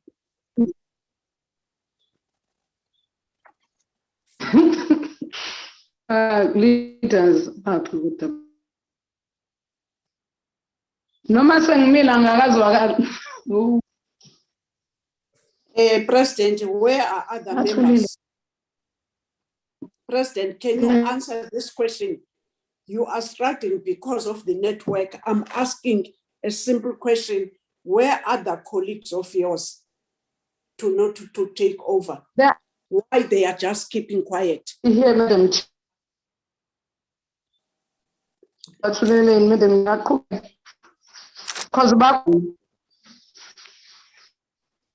Kuba if uyakwazi ngoba nabo bazwile asizude sibethelele wena emnqamlezweni. They're supposed to by now to just get in and answer questions.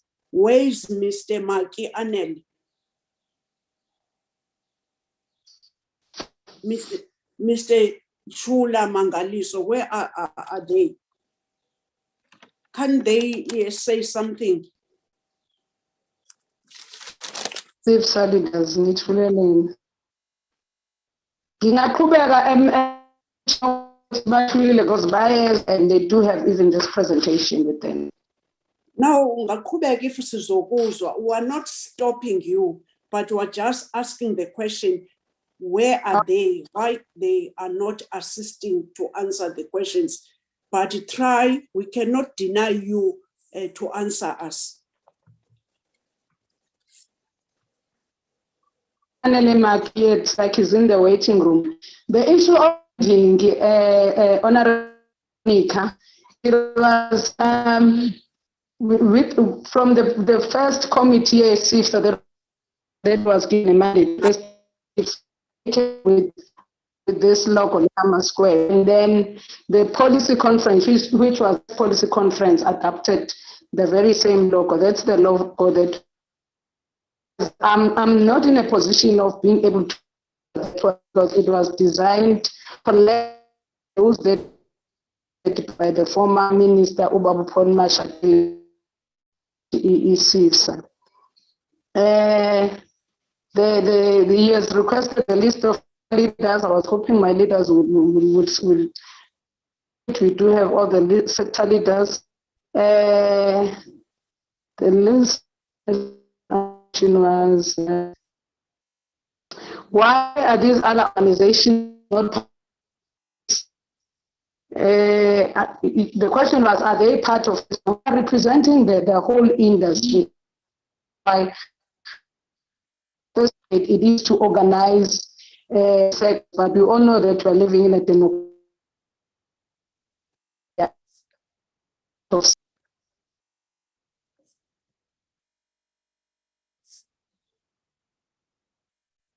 You get lost.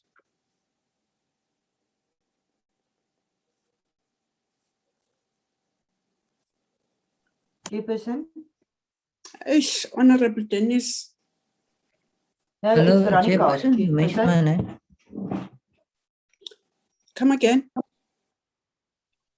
Thought I had my name, Honorable Chairperson. Who's that? I interrupted, but it doesn't matter who speaks first. Okay, Honorable Dennis.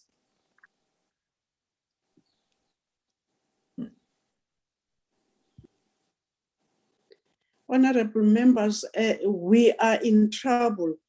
The president of CCIFSA can't continue because her network is very, very poor. And in front of you, I've been calling other members of the CCIFSA, but all in vain, they don't respond. And now, honorable members, I don't know what to do. Let me, before you respond, maybe let me give the department to chip in, and then we'll talk about what is going on as we're speaking. Please lower your hands and let me give it to the department. Chair, I got it. No, Mama, they were.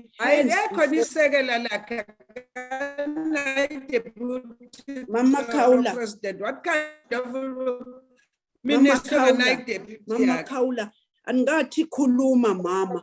Kunezami here. Mama Kaula. Deputy Minister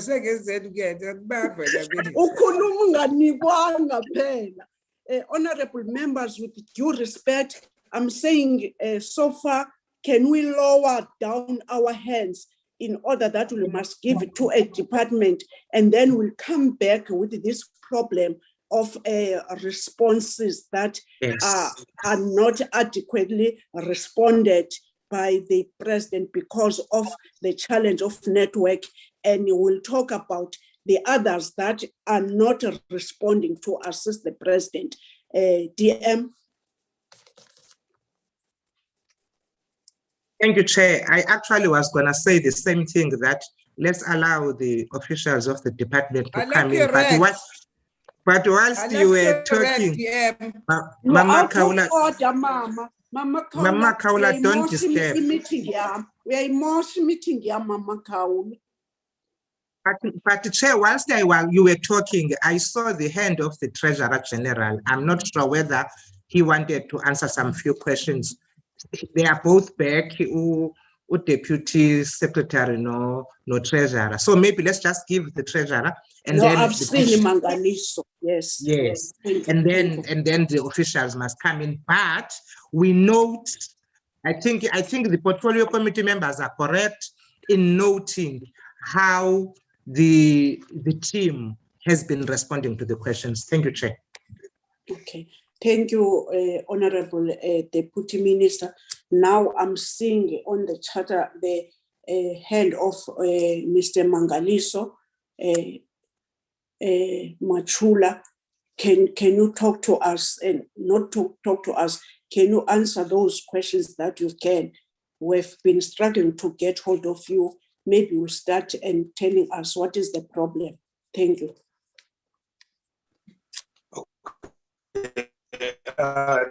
Thank you very much, Honorable Chairperson. I've been going in and out the last area. So I'll start where I was not disconnected, Honorable Chairperson, for most of the questions. I will start with the Honorable member asked about financial statements and money that was transferred to Sifsa. An allocation of 2 was earmarked for Sifsa. Please switch off your video. Switch off your video. Sure. Yes. Okay, Chairperson. Was earmarked to plan the policy conference, Chairperson. 1.5 million of the 2.5 million was transferred to Sifsa for us to plan the policy conference.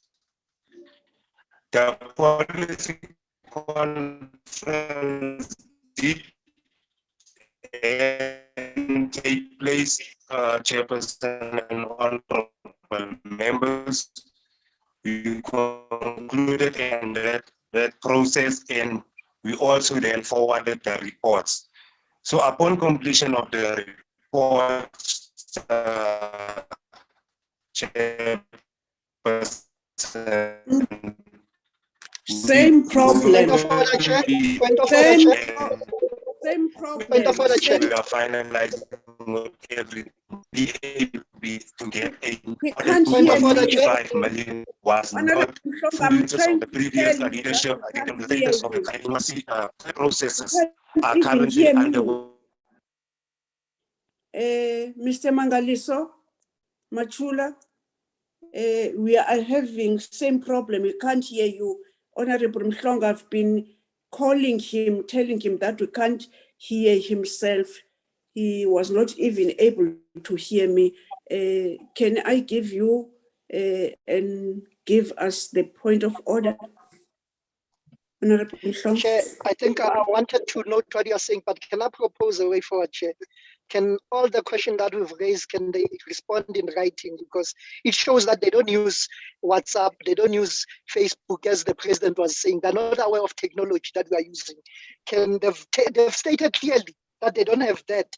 Now, can they write it in a paper, black on white, and we have our question responses? I am back, Chairperson.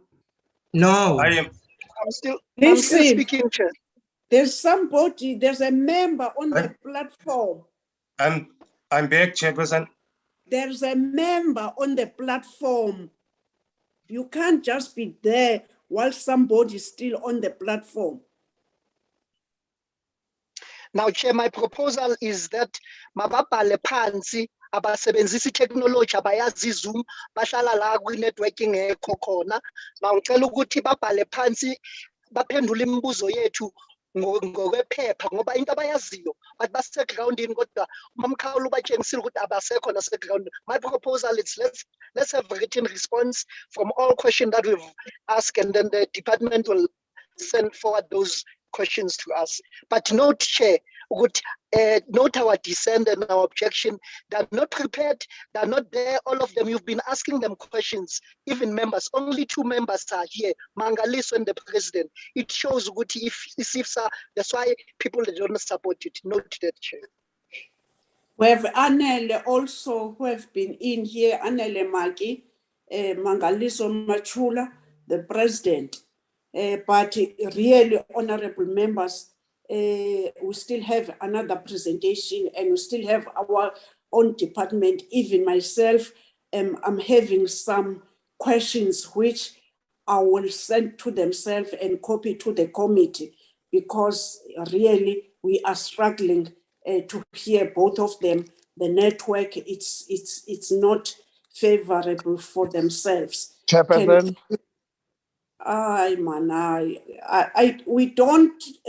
We don't do that. Just call chairperson. I'm still on the platform. No, I'm sorry, Honorable Mabulo here, Honorable Chairperson. Honorable Mabulo, now why were you doing this whilst I'm still talking? No, I'm tempted to agree with Honorable Motlhongo.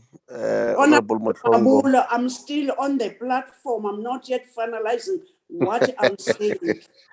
Sharp.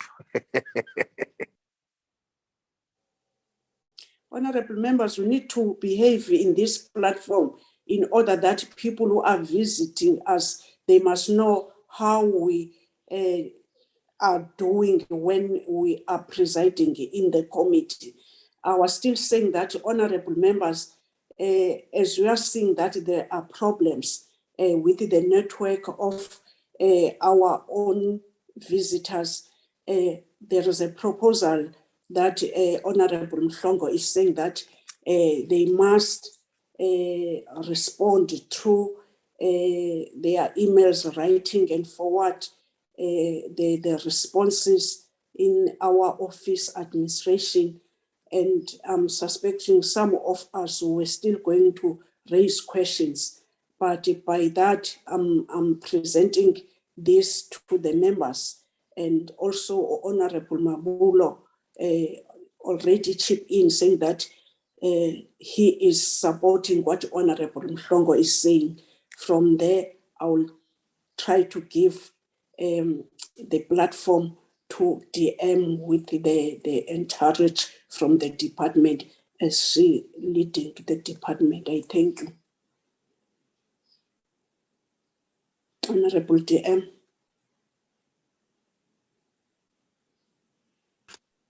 Thank you very much, Chair. And really, I really want to apologize on behalf of the department and the Sifsa, because we can't run away from the fact that they did not really show collectiveness in front of this portfolio committee.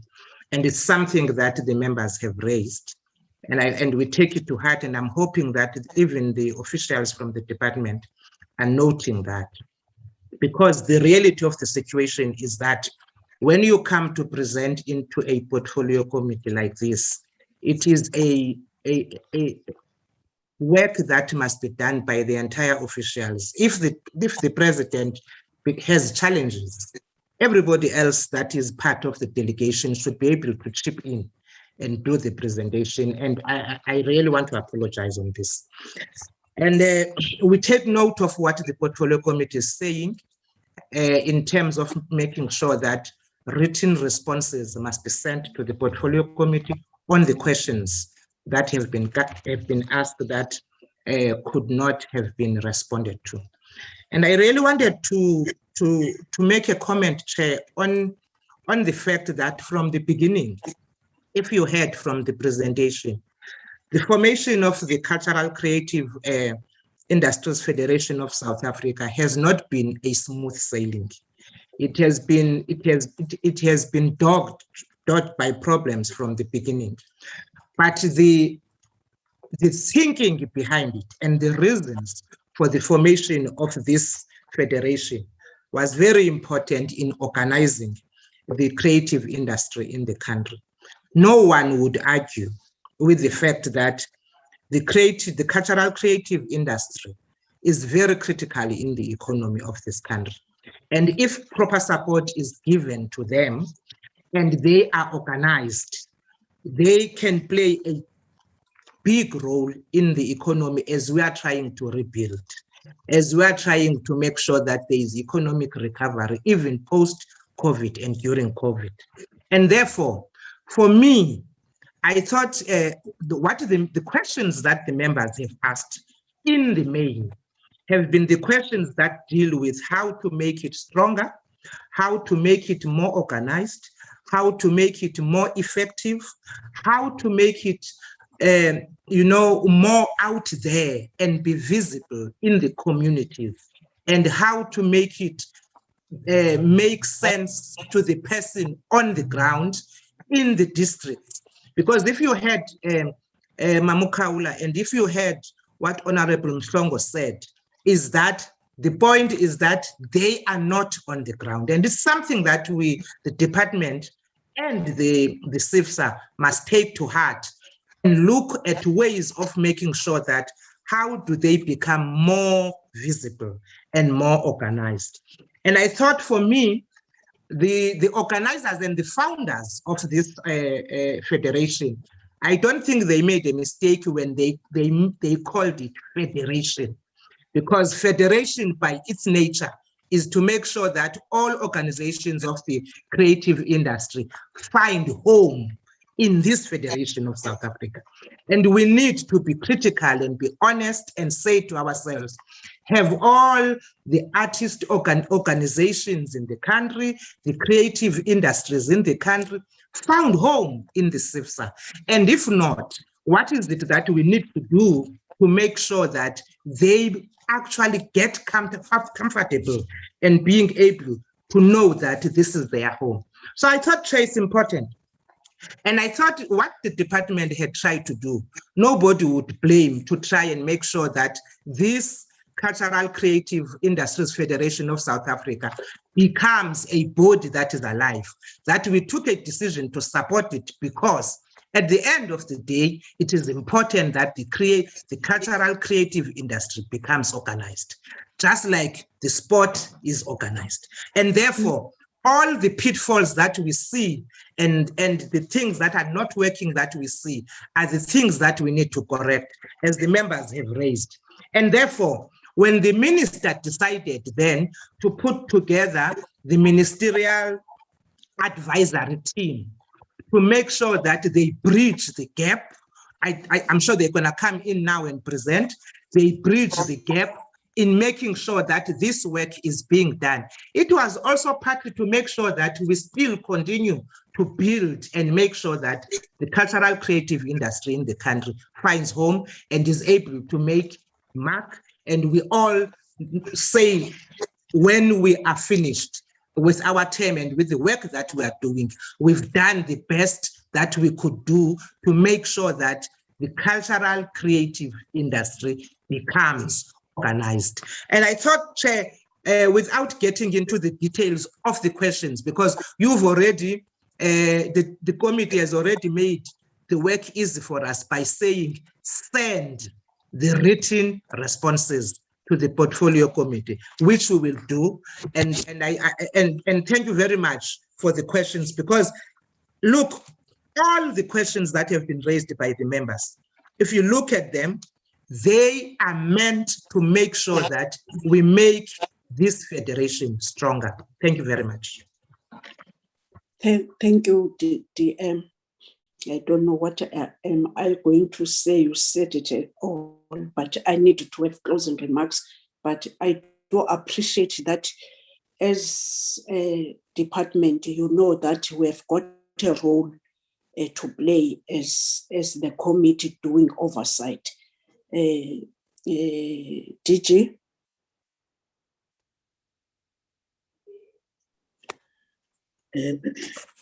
Honorable Chairperson, I think Deputy Minister have spoken. Yes. So will be. Okay. I will be just repeating. Yes. Honorable members, can I take this opportunity to close this meeting by indicating that we are not happy the way that the Sifsa come to us. We are seeing that they were not well organized. If they are thinking we are not right, it's one of those things, but we are struggled even to get the presentation because the chairperson We lost the chairperson. You lost me? All of you? No, I'm saying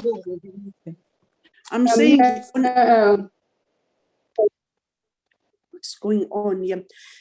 Honorable members, let me not waste time because I was going to propose some other things that they must do. Maybe those, I'll write it down, presenting in the committee, but the only thing that I must ask is that by tomorrow, they must forward our responses to the office. And I'm tempted to say that I would love that in their responses, they must also tell us why the small businesses who were part of that conference were not yet paid as we are speaking. Thank you to the department that they've paid the people who hosted, and as a chairperson, I did get that there are small businesses who were part of that conference that until today they are not yet paid their services. Let's not do that. Please respond on that. I'll leave any other things. Let me take this opportunity to release the Sifsa with the emphasis saying that please try to be organized. The questions to you, they were relevant, but also pick up your socks. Now I'm done with you, Sifsa. Honorable members, according to our agenda, now as a committee, we are getting to give each department to brief us overview with Ministerial Advisory Team. And then after that, we'll get the briefing from advisory team. That's the next in our agenda. I thank you so much. I'm still seeing hands. Anele, we've done with you. I'm not going to open any other discussion with you, Sifsa. I'm not giving you any chance to talk to us. You missed that opportunity, maybe because of network or because of other reasons. We've closed your matter now. Deputy Minister, we are having in the agenda the overview by the department about the ministerial advisory team. Yes. Yes. Thank you very much, Chair. Without wasting your time, I hand over to the DG to do that overview, and then I'll come at the end. Thank you so much. Thank you so much, Honorable Deputy Minister. DG? No, thank you very much, Honorable Chairperson, Honorable members of the committee, as well as our Deputy Minister. And maybe there is just one presentation that we share with the Ministerial Advisory Team And may I greet the members of the Ministerial Advisory Team led by Mr. Sharif Baker in this meeting. Honorable Chairperson, as the Deputy Minister have indicated, it is always a quest and a desire for the ministry, in particular a Minister and Deputy Minister, to ensure that the department has got a very strong working relationship with the sector. It is against this background that the voice of the sector should be heard and be guided by those fully entrenched and participating in the sector.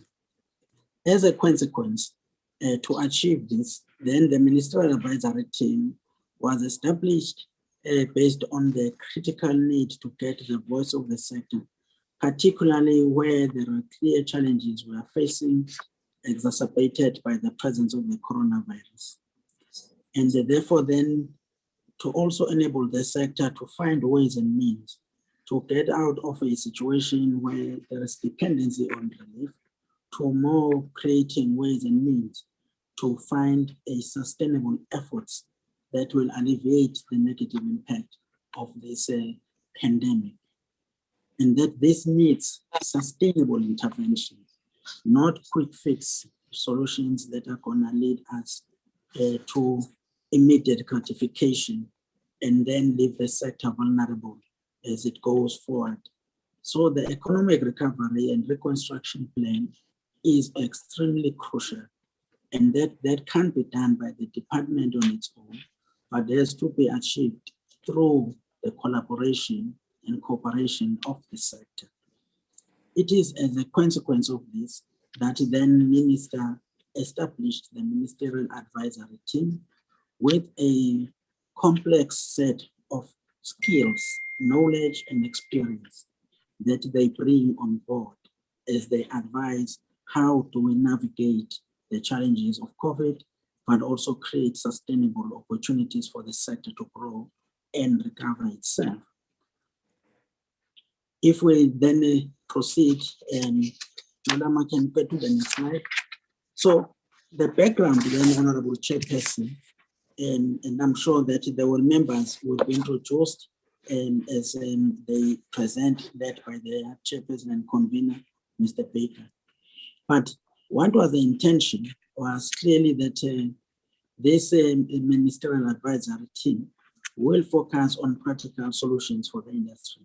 As you are aware, Chairperson, and this is on the record, we had faced serious challenges during the first relief.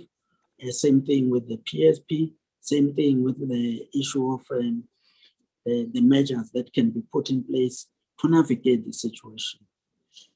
And most importantly was that the collaborative effort should be the way to go. It is against this background that this MAT has played its crucial role, and they've got various work streams that they will be talking to. So in a nutshell, Chairperson, MAT then has to also find ways to resolve challenges faced in the implementation of the relief mechanisms, but provide advice and negotiate with third parties in the public and private sector for various forms of assistance. But finally, that they will also provide advice as the sector practitioners and associations to the minister on sector challenges and solutions they believe will best meet the needs of the sector. So the members of the committee were then selected from the names that were put forward by the cultural and creative sector during the sectoral engagement that the minister held at Freedom Park.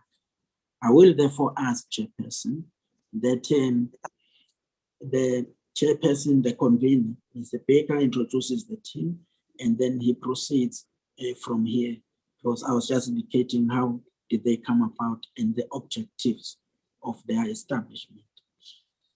Thanks very much, Honorable Chairperson. It's in order, DG. The convener must do likewise. Thank you, DG. Good morning. Thank you, DG. Good morning to the honorable members. My name is Sharif Baker, the convener and chairperson for the Ministerial Advisory Team. Together with me here today is my members, my colleagues. Point of order, Chair. Yes, Honorable Mhlo. Can we see Mr. Baker? Is he a person or not? Can we see his face and then he'll switch off? I did not see his face. Can you take this presentation of the DG out of our screen? Shall? Yes. There he is. You can continue, Mr. Convener, Sheriff Parker. Thank you, Chair. I appreciate. My apologies, honourable members. I should have switched on my camera right from the beginning. Be that as it may, I'm here in front of you now, together with my colleagues, Mr. China Mpololo, Mr. Tobela Dlamini, Mr. Gabby Leroux, Joy Mbawena, and unfortunately, Nozi Dlamini is not able to join us today. She's the only member that's not here. I do need to take note that, as we know from the previous presentation, Joy Mbawena may not be able to come in consistently because of network challenges. Likewise is the challenge with Tobela Dlamini. As the DG has inferred to and indicated, the MAT was created out of challenges that our sector has been facing up until January, February, and still to today, of trying to operate, work, and live, quite honestly, for the last 15, 16 months.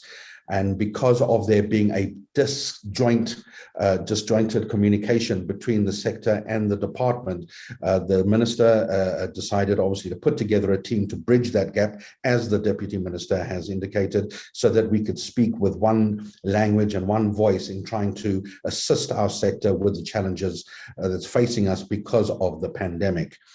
As the DG has indicated, we have been put together not because we were looking for specifically to reopen the sector. That is obviously something that we are trying to do under control circumstances, but also to look at the realities of the challenges that the creative sector has been facing from day one of the pandemic and the lockdown. And as the DG indicated, one of the very first missions that we were involved with is to remove the bottlenecks and resolve challenges, and also assist the department with fast-tracking the third phase of relief funding, which included engaging with the sector with challenges of communication, with documentation. And that's something that the MAT, because of understanding our sector intimately, and most of us in our team knowing many of our artists, we were able to involve ourselves in trying to assist in to making sure our sector was compliant in submitting all their applications.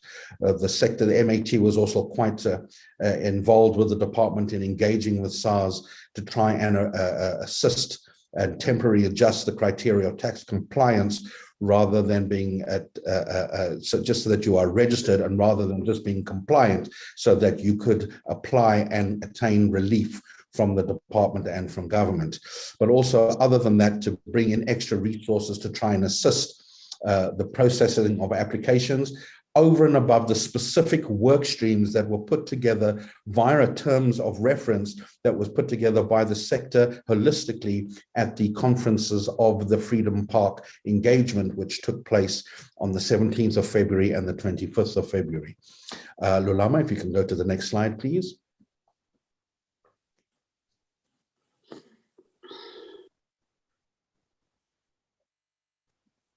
The slides are stuck. Can I just stop sharing and I'll try and share again? Thank you. Thank you very much. Yes. Thank you. I think the next slide does speak to colleagues and honourable members.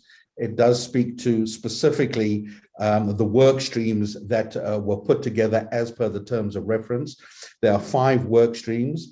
The 5 work streams speak to banking and landlords portfolio, and I'm actually going to get to that one last. It spoke to the wellness portfolio, a school fees portfolio, a retail and transport portfolio, and the private and corporate sector portfolio. Now, these were our specific tasks and requests to address from a form of relief for our sector. So I will start with the wellness portfolio, which was headed up and is headed up by Nozipo Dlamini and Joy Mbawena, as it rides on the back to the mental and physical and financial and business health of our sector, or through what we're going through. And with the creation of the Silapa wellness program via the Department of Sports and Arts and Culture, and with a service provider, we provided oversight and still provide oversight of the wellness for our sector, especially given our hands-on communication, engagement, and access to various members of the creative sector, whether it be artists, actors, dancers, choreographers, poetry readers, and the likes thereof. So the wellness program is still an ongoing program, and that is being headed up by Nozipo and Joy. We then have a school fees portfolio. And just to give you an understanding of why we decided to get involved with school fees, and again, this speaks specifically to government schools. Out of the 22,000 government schools in the country, around 3,000 of them are still school fees-paying schools, especially because of them being focus schools. And what was happening was two things. Either our children were being bullied because of their parents not being able to pay school fees, and it trickling down from one school child to another and the bullying thereof, as well as whether it be the school themselves via the Bursa or with the SGB, school governing body, sending out and harassing and dictating to some of our creative sector that can't afford to pay school fees for obvious reasons. And this now became a mental challenge as well as a financial challenge for many of our creative sector. And that school fees portfolio was headed up and is headed up by Gabby LaRue. I am quite happy and excited to present that this has been resolved with communication with the Department of Basic Education, which could never have happened unless the Minister, Nathi Mthethwa, got involved by virtue of communication and linking us, the MAT, with the Ministry of the Basic Education, and with going all the way up to the DG as well as Chief Directorate, where we have now managed to succeed in communication out to the creative sector, and again, an initiative by the Minister, curated, created, and resolved by the Ministerial Advisory Team, where all school fees for 2020 and 2021 have now been exempt for all creatives, as well as anybody else that has still under lockdown under level 0, until level 0, but we are speaking today purely about the creative and cultural industry. Obviously, it wasn't a blanket exemption. You still had to follow protocol with regards to whatever documentation and applications each school put into place for exemption, as well as providing portfolio of evidence that you are obviously from the creative sector. And this has become fruitful and has been a success for the MAT and for the department, but most importantly, for the creative sector. We then have a further portfolio, again headed up by Gabby LaRue, which is the retail and transport portfolio. This has been, it's still current and ongoing. There's still a lot of work that still needs to be done. It's been rather slow. And should you wish to ask specific questions, Gabby LaRue is with us a little later on as to where we are specifically. But an overview with regards to retail and transport is that we have engaged with many of some of the giant retailers, as in ShopRite, as in Pick n Pay, as in Clicks, where we are seeking assistance by way of food vouchers, food parcels, or if we're trying to curate some type of care card for the creative sector, that you could present to one of these retailers and at least purchase something under the current pandemic at cost at the very least. Likewise, this care card will be used on government transport so that our creative sector can either try and go and lobby for another job or go and see a family member or go to a hospital or get some time so that they are not stranded sitting at home. And that is a portfolio that is still current and still being worked with as we seek engagement with the Ministry of Transport for that sector, but it's ongoing with regards to the retail. And it is a slow ongoing process purely because some of the retail sector is also struggling under the pandemic and under the Disaster Act. So it's a matter of communication that's still ongoing with regards to the specific work stream. Likewise, can be spoken about workstream number 5, which is the private and corporate sectors. It's being led by Mr. Tobelo Dlamini. And I say again, he will be able to answer any specific questions.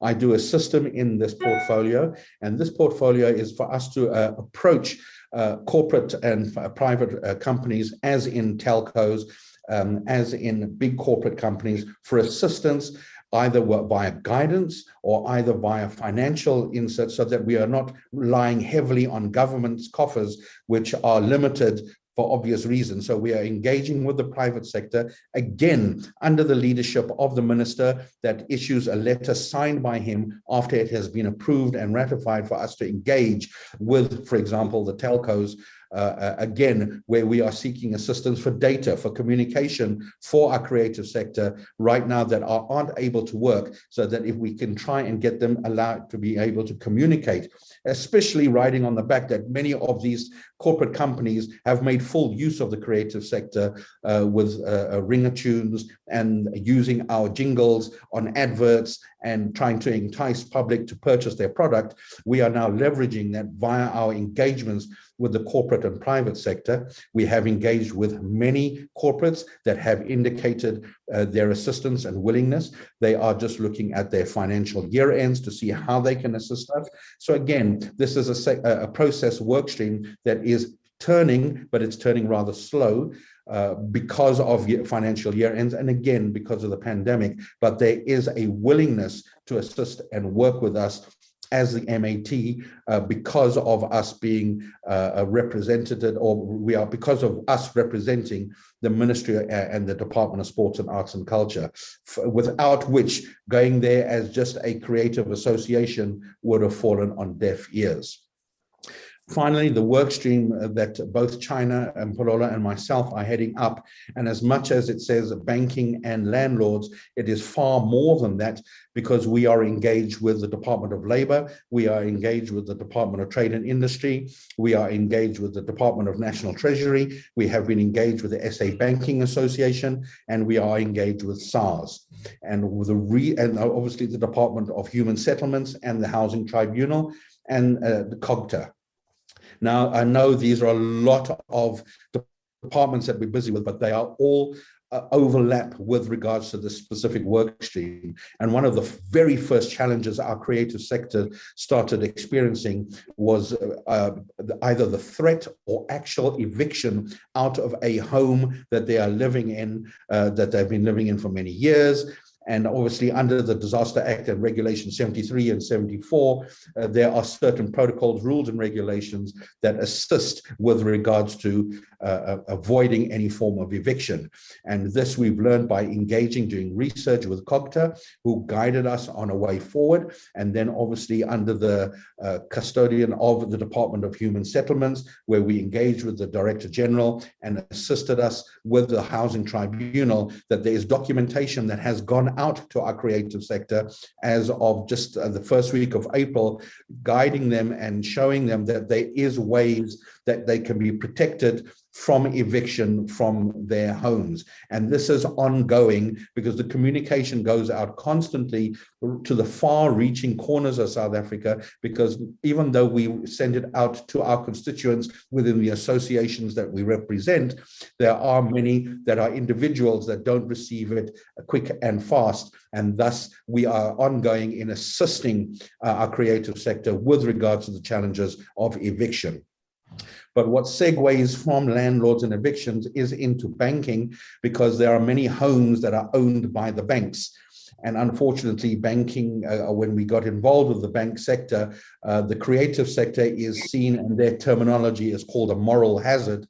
And this has now been an ongoing challenge, because as much as a person may own a home, whether they're creative or not, with any form of default, the bank doesn't want to see any form of documentation or understand or accept Regulation 73 and 74, and thus are wishing to foreclose and repossess the home. And this is the challenges that we are engaging with them at the moment via the SA Banking Association, that is assisting us, but under their protocols, rules and regulations, it's rather difficult. And for creatives to receive phone calls constantly for wanting to repossess homes or try and get back their money for their loans or cars and the likes thereof has become increasingly damaging to the mental and financial welfare of the creative sector. And thus we are still in constant engagement with the banking sector via National Treasury and via SARS, because they are all interlinked, especially from a SARS where we are trying to get temporary relief with regards to output VAT for companies or income tax payments for individuals. These are engagements that we have started speaking on with National Treasury and the SA Banking Association so that we can try and find relief. Unfortunately, again, these communications take long because many of the changes or the requests we are making affect policy. And policy changes is easier said than done because it does need to sit in front of government, whether it is under the Disaster Act or not. And this is ongoing. Likewise is our engagement with the Department of Labour, where over and above we have now had some success with regards to COIDA and to TERS relief. And we're quite happy that the Department of Labour has reciprocated. And again, because of the intervention via the MAT and via the Minister linking us to the Minister of Labour, we've had success in this regard. What we are still trying to forge forward on, and is something that the chair or one of the honourable members alluded to earlier on, with regards to the creatives being accepted as workers in the industry, and it's something we are currently engaged with the Department of Labour, and it goes all the way back from February, just before the pandemic, where the Department of Labour got involved with the creative industry, specifically the film and television industry, and engaged closely with SAGA, which is the South African Guild of Actors. But collectively, the creative industry has gotten together to see how we can stand together with one voice, with unity, to speak to the Department of Labour, to see how that can be adjusted. And now with the inclusion of the Ministerial Advisory Team under the leadership of the Minister, this landscape has changed because communication is now more transparent and apparent. Lastly, with that portfolio is the Department of Trade and Industry. I regret to inform you we have not been able to engage with the department as of yet because of their availability. And the reason why we are trying to engage with the Department of Trade and Industry is because they're the custodians of the National Credit Act and the National Credit Regulator with regards to what segues back to the banking sector. So a lot of work has been put in from the MAT and a lot of research to understand the challenges that we're going through. And this is coming from a sector that is predominantly known for being creative and putting a show on a theater or on a stage. But here we are learning, going through and speaking for ourselves, the creative sector, in an attempt to move forward to ensure that our creative sector can still try and operate and attain relief. Amongst these work streams, the biggest challenge was assisting the Department of Sports and Arts and Culture with success in making sure that third phase relief was executed with transparency and as expedient as possible. And that has now come to fruition, especially with the individual relief packages, which we have now accomplished. And we are now in the process of trying to accomplish the challenges with regards to organizations for relief. So that is our presentation, ladies and gentlemen. I'm trying to open up my screen.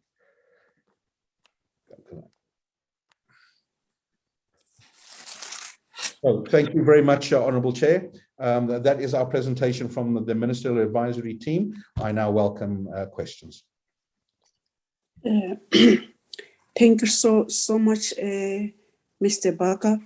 Honourable members, now is the time to engage with the presentation, questions, clarifications, suggestions. I'm seeing the hand of Mr. Mhlongo, hand of Honourable Van Dijk. In that order, thank you. Thank you, Chairperson. We welcome the presentation without financial accountability. Note, without financial accountability. You are a team. Are you a volunteers? You don't get any allowance from the department. How much is the budget directly to the DG for the Ministerial Advisory Team? Do they get paid via monthly meetings, or when do they get allowance? Because we're playing with words. Sometimes it's allowance, sometimes it's a payment. Chair, directly to the chairperson or I don't know, the Mr. Baker.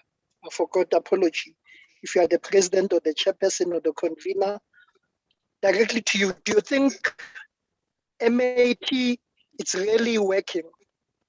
Do you think MAT has assisted artists, especially on the landlord issues? Because you spoke about landlord issues. They are being evicted from their houses as we speak to date. What is your view? What have you done? In your view, do you think relief funding was distributed accordingly? What advices did you give the minister? Tell me about, this one is directed to Mr. Gabi. You are from Tumsa. Is Tumsa happy with Sifsa? Because, Chairperson, the last question is not the last question. Sifsa and MAT, it's one thing, because you have 3 members that serves on Sifsa and they serve in the same body, which is MAT. It's a duplication of things. And you know, Chair, we must run away from appointing individual on the same sector. I think we've raised that we have people who are on the MAT, National Arts Council, we have people on PASCOL. They are using same boards. Duplication of work, it must be avoided, and we've recommended that, but it seems like the department is not listening to us. Since it was established in May, what value have you contributed in the creative industry, especially the MAT? What value? Give me your success that you've advised the minister. For an example, there was another third relief. Did you advise the minister to open only for 4 days? Was that your advice? Another question, Chair. Last one. I apologize. Do you think it's sustainable for us to appoint advisors for each and every project that we are doing? I thought the minister has an advisory minister in his office, a political appointment position. I thought there is advisor to the minister. Now we have advisor. In other words, all these departments are broadly, a department must have advisors for this, advisors. In other words, we must have advisors for each and everything that we are doing. We need advisors as MPs. If ministers have advisors, because there's budget implication, but they are quiet, they don't even tell us about the implication. Now, Mr. Gabi, we are from Tumsa. Is Tumsa happy with the progress made to date? Thank you, Chair, for now. Thank you, Honorable Mhlongo. Honorable Van Dijk. Thank you, Chairperson, and thank you also for the presentation. I also want to get clarity on the financial side. I want to know whether there's a budget allocation format to use for operational, in an operational way, and also with regards if we can get clarity on how much each member are being paid on this committee, or and then in case we, like Honorable Tsepo, we refer to people that are in this serving on different entities in the same sector. Actually, are they being double paid for this now, or are they? How does this work? All right, then I want to know on slide 26 where you refer to the school fees. How was this communicated? Because was it in the media?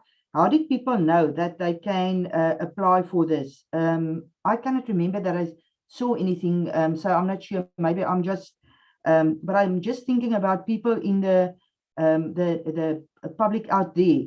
How did they came to know that they can get that they don't need to pay the school fees? If you can also maybe give us an indication of how many schools actually made use of this, and how many children benefited from this.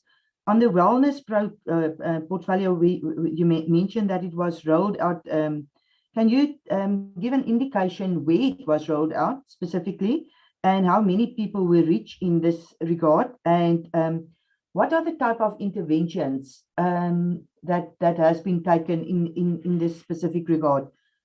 I also want to know how does practitioners know that they can contact you on these various issues? Do you have are you being advertised on a website or on the arts and culture sector, the website there? Are there contact details where people can reach you? And then the last question, I'm very curious, on slide 21, where you said that you fast-track the third phase of relief funding. How successful are you with engagements with SARS? And the final question, how many practitioners have successfully managed to claim for COVID-19 the TERS benefit? Thank you.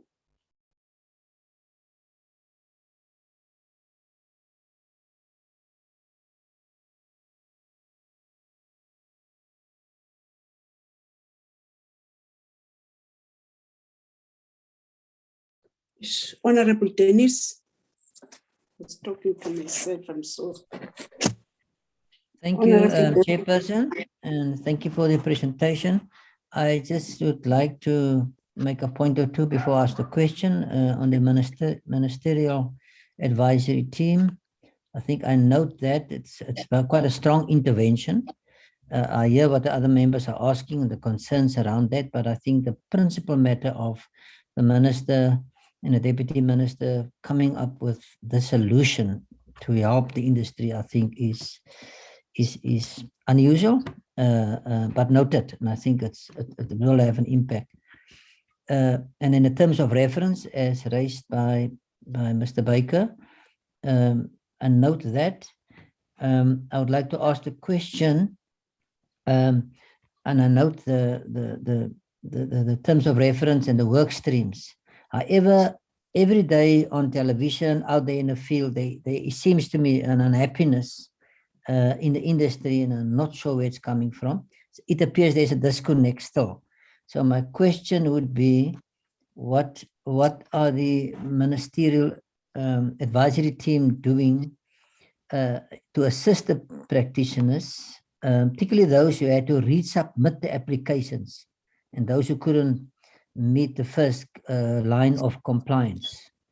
How many people came to you? And then in addition to what the department is doing and the units that are structured due to COVID-19, how many organizations or individuals did approach you for support? Also linking to the previous member's question, how many people were you able to reach and how did you interact with them to support them about not having any further to struggle with the current what COVID-19 has brought upon all of us? Thank you, Chairperson. I appreciate the opportunity to ask the question. I don't see any other hand except that it's just an addition and a follow-up on the about two questions from honorable members.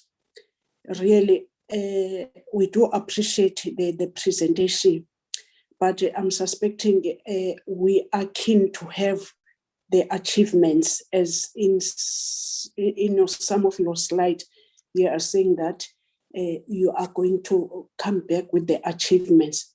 For instance, I'm keen to hear, as this portfolio committee, we did take an oversight, and this oversight was not a very easy one. As you know, that it was happening immediately in the first COVID epidemic occurred, and now I'm suspecting your role is to try to assist the department about the interventions as you outline them. As you are speaking, you know that the artists were the most vulnerable, if in that visits which we took.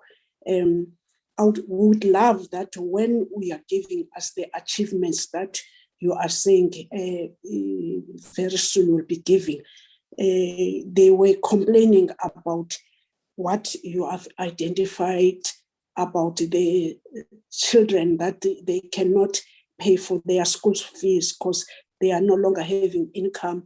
Also, they were complaining about the repossessed cars, houses, as you have identified exactly what happened. And then really we wanted to get that information. And as we're sitting here, we did get information from our department about the individuals applying for assistance. Some were not giving the correct address and whatever. If in your information which you are going to give it us lately, you need to put down all those challenges in order that some of us will be seeing that we are doing a good role, your good functioning. So this sector of artists especially, they are having so much challenges. Whilst the department did report to us what the department is doing to come and assist them. But your role will be some of us happy when we're getting achievements, because you're still outlining your portfolios, but we are not yet getting what achievements out of those portfolio, your SARS, your treasury, your, if it's a MOU with the Department of Education, will maybe after a month that will need you to come back and report to us or communicate through our emails the achievement that we are getting. I thank you. Chairperson, point of order. Yes. Sorry, Chair. Yes. Not to you, Chair, but I see Sifsa members are still on the platform. It shows Guti, Sifsa and Met is the same thing. They're still on the platform. Mangaliso is still on the platform. Now it shows Guti, what I was saying, it has confirmed good this certification. Sifsa and Met is the same body. Can you ask them to be removed from the platform? We are done with Sifsa. Why are they still on the platform? I cannot just say they must be removed, as we are saying that there are those members who are also part of this, unless we can ask the convener to tell us about their members, and then it's then. Chair. Who's calling me? Sorry, Chair, it's Maluman. Yes, Honorable Maluman. My apology, Chair. It's just because on their presentation under the names of members of MET, the other members of the other members of CISPA, they're still members of MET. That's what I've seen on their report. Like Joy, the one, the Sifsa chairperson is still a member. Thank you, Chair. Honorable Malomana, correctly so, we did get all of us, and I'm suspecting Honorable Mhlongo, he did say that, but to say that they must be out as this committee, that's why I'm saying that Mr. Buck must tell the membership of their committee, which is met, and if they are members of that committee, I don't think we've got a right to say that they must go out. What I'm going to ask, I'll ask the convener to tell us about their membership, whilst in our documents they were presented. Thank you. Sorry, Chair. when I'm still the chair, uMangaliso uqeda ukuphuma manje. I was asking about uMangaliso. My line was saying, is Mangaliso still a member? Is a member of MED because he just went out now. Mangaliso, I'm covered. Okay. Thank you. I know members who are members of CCIFSA and are members of MED. Thanks. The administrators, you are controlling this virtual meetings, and we've asked then when we finish with CCIFSA, as the chairperson, I've indicated that CCIFSA now we've done with them, they must not join us. So what happened, I don't know. Can we hear from you, Jabu, in order that we must deal about that and we must correct in future if it happened without your knowledge? Why Mangaliso was still in our platform? Chair, I have no idea why we were still in. I thought it was also part of the delegation for MED because they do overlap, Chair. Apologies for that.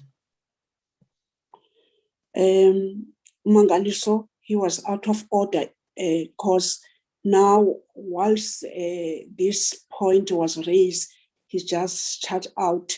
Will handle him and will ask him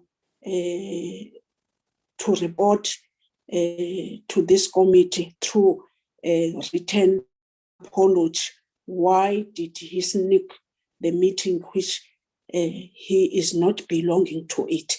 With those words, honorable members, can I give it to the leaders of, especially the convener, to answer the questions, and then you'll indicate who's going to take what, and we're going to listen to you.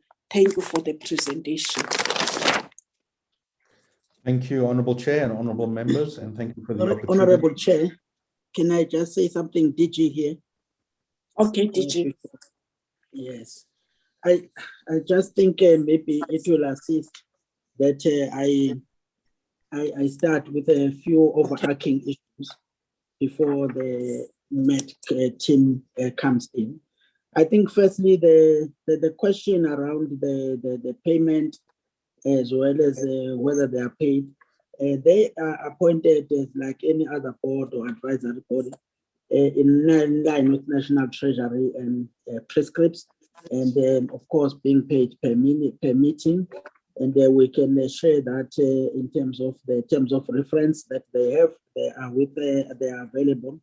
DG Kumar can talk to that, but it is not necessarily a volunteer work in terms of the per minutes, but they go beyond that a call of duty to do and engage with the sectors that have been assigned. Now, I just want to clear that the issue of the members being appointed was a prerogative of the minister in light of what the sector says and other challenges faced. And based on that, it was not Mr. Kabilero did not appoint himself on the basis of TUMSA, and that he is here today invited to talk about progress of TUMSA per se. He is here in representing as being a member of the Ministerial Advisory Team. So it would be unfair now for him to be answering as an individual, because it means we must also ask all the other members whether they are from CCIFSA or they are from Sisterhood to then account on, do they think they are making progress on their own? But I think the collective response should be related to their terms of reference in this regard, Chairperson. And then on the issue around engagements with the various sectors, let me indicate, as Mr. Baker has indicated, with the banking industry calling ourselves and the sector per se because of the unpredictability of their earnings and then being regarded as moral hazard. This is not a unique thing in terms of our banking industry and institutions, where they look at risk and they become risk averse on how to deal with certain groups in society. And that has remained a challenge and a problem when they then regard you as a risk averse, as a moral hazard. It's not that they are just categorizing this only to the sector. It is a challenge that is most of the citizens, particularly the Africans, Kalans, Indians, still face in this regard, because then when they deal with their risk matrix, they will categorize you in that context. Now, to change that is not something that the MAT can achieve overnight, but the fact matter is that there is engagement with these sectors to indicate what exactly are the needs of the sector, which is cultural creative sector, and how can they be supported. So the wheels, as the convener was indicating, Mr. Bubeka, are not going to turn overnight to turn around how that is the thinking of the financial sector in relation to not just the people who are in the creative. So it is a challenge, Chairperson, that I think Honorable Member has raised, but just to emphasize that the engagement is intended exactly to deal with the mindset to say, when you treat the sector, this is what constitutes a sector. These are the challenges they have. So what could be the special dispensation? So that is why there are those challenges we still have, where he was saying we are still engaging in this context. So I just wanted this to be clear, because there is no way in which most of the institutions were engaging with simply say, because you are this sector, we are not going to, we'll give you an exemption in terms of a lease. Government has a package of interventions led by various departments, particularly State Treasury, in relation to some of these areas. But this advisory team is then engaging directly with these various sectors that have been indicated, whether it is SARS, whether it's Department of Labor, whether it is corporate, in order to show that there is a need for the sector to be treated differently because of its characteristics and uniqueness. But it's not something that we can say we'll achieve overnight, but there are clear things that I think the chairperson will talk to, and the members who are here will be able to respond. Thank you very much, Chair. Thank you, DG, with your input. Thank you so much, convener, Mr. Barker. Thank you, Chair. Thank you, honourable members, and thank you, DG. I would like to point out that when I started my presentation, I introduced specifically the MAT team, and I cannot speak for anybody else that was still part of the meeting after we started, but I did point out the exact members who are part of the MAT team. That's number one. Number two is we are by no means or in any form part of Sifsa or is Sifsa part of us. This MAT team was put together at the discretion of the minister via a selected names that are put forward by the creative sector, who are members of various associations, with the understanding that when we got together, we are there representing the sector and not representing any association or federation in any form whatsoever. Purely because we understand our industry, and purely because, unfortunately, for the past 15 months or 14 months leading up to the creation of MAT, there was no recognition or understanding by government, by parliament of our creative sector, and we started feeling it, especially mentally and financially, and this is why we reached out to our nearest port of call, which is our creative department, sports and arts and culture.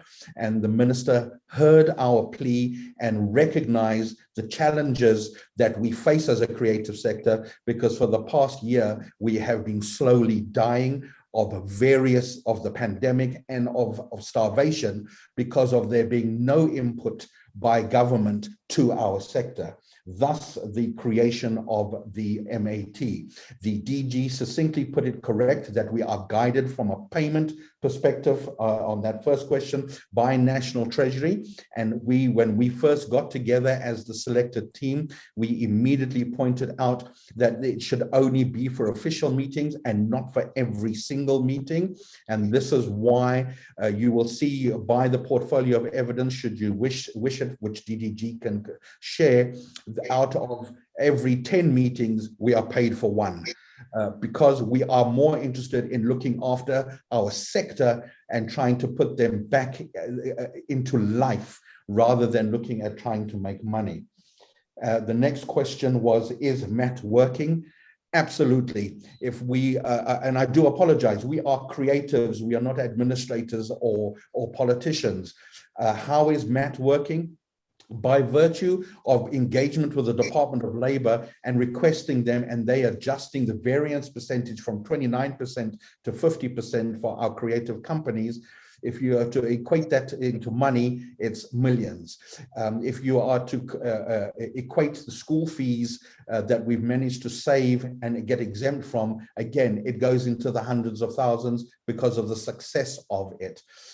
If you look at the lives physically we have saved by interventions of wellness, one life is priceless. I can't even put a price to it.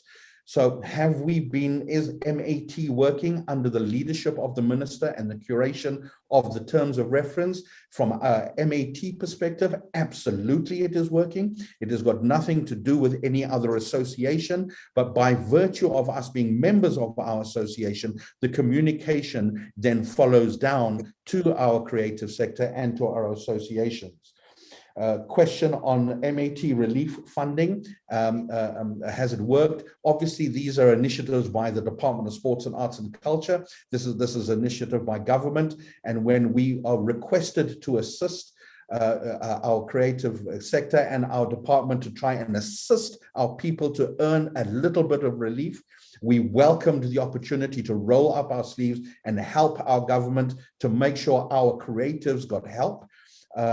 Unfortunately, and it has been depicted, there isn't a well that's full of money and deep pockets, and we wish we could help every single creative out there, but it's easier said than done. And to date, I think there are well over the creative assistance has been, by virtue of the ministerial report from Minister Nathi Mthethwa, is close to 650 million rand over the last 16 months invested in the creatives in some form of relief. It is now time for us to look at interventions for economic recovery, and this is the communication that's slowly going out from the department, including the MAT. I will ask Gabby to come in shortly with regards to the honourable member's request to ask if Sifsa has worked. I do think, as chairperson and convener of the MAT, one has got nothing to do with the other. And if, with the chairperson's permission, I would like to avoid that question in its entirety. Item number 5, how did we advise on the third phase relief? So what had happened, we understood the process and the procedures as per the Department of Sports and Arts and Culture in how third phase was issued based on the experience of first and second. And we realized there was a big gap, Chair, with regards to our sector maybe not understanding the documentation, whether it be via language or whether it be administratively, of what they needed to supply. And when the internal structures did not know how to communicate with the creative sector, we that come from the industry put a team together that knows and understands the production of a creative person and the thinking thereof, and made phone calls even at 11 o'clock at night to ask, can we help you? This is what you need to put together, and this is how we do it. On the plea of the MAT and the creative sector, we even got the deadlines extended so we could assist the third phase individuals in this type of relief. So this is how we advised the minister, and he heeded our advice. Again, because we are advisors from the industry. And this segues into the last question from Mr. Mhlongo. There's a political advisor. Why do you need the MAT? Well, quite honestly, a political advisor does not come from the industry, does not understand the operations of the creative industry.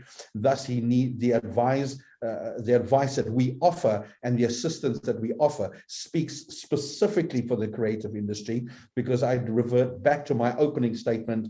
on answering these questions. There's been no help from government. There's been no assistance or even acknowledgement from Parliament and or government with regards to the creative sector. And this is why we rolled up our sleeves, begged the Minister to hear our plea and plight, and thus the creation of bridging the gap so that there can be that communication.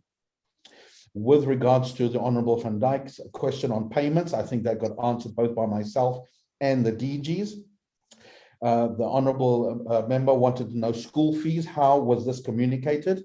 So all our communications went through the communications department of the Department of Sports and Arts and Culture, as well as through our various associations that we are all members of, because we are not all members of CCIFSA. For example, as highlighted earlier on, Gabby LaRue is a member of TUMSA, Tobela is a member of SAMIC, China is a member of SAMPRA, I am a member of SACIA, and Nozi is a member of Sisterhood. And via that, we managed to communicate.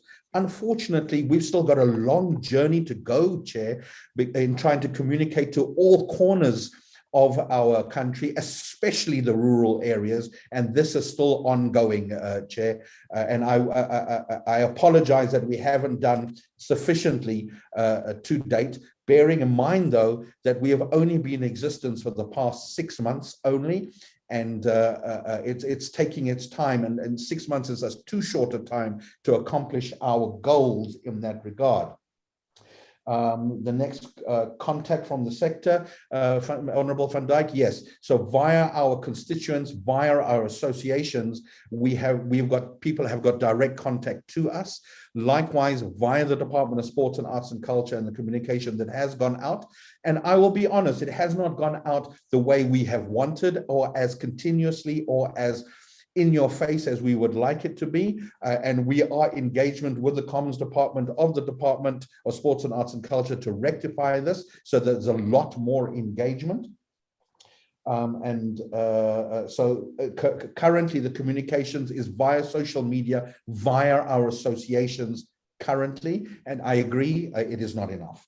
Number 5, fast tracking of engagements like with SARS. And like the Honourable Chair said earlier on, maybe we need to come back in a month's time or 2 months' time. These engagements are long ongoing. And like I said, a lot of the changes that we're trying to make are policy changes. And as you know, for example, National Treasury sits within the Constitution, and it's very difficult to try and adjust policy changes even under the Disaster Act.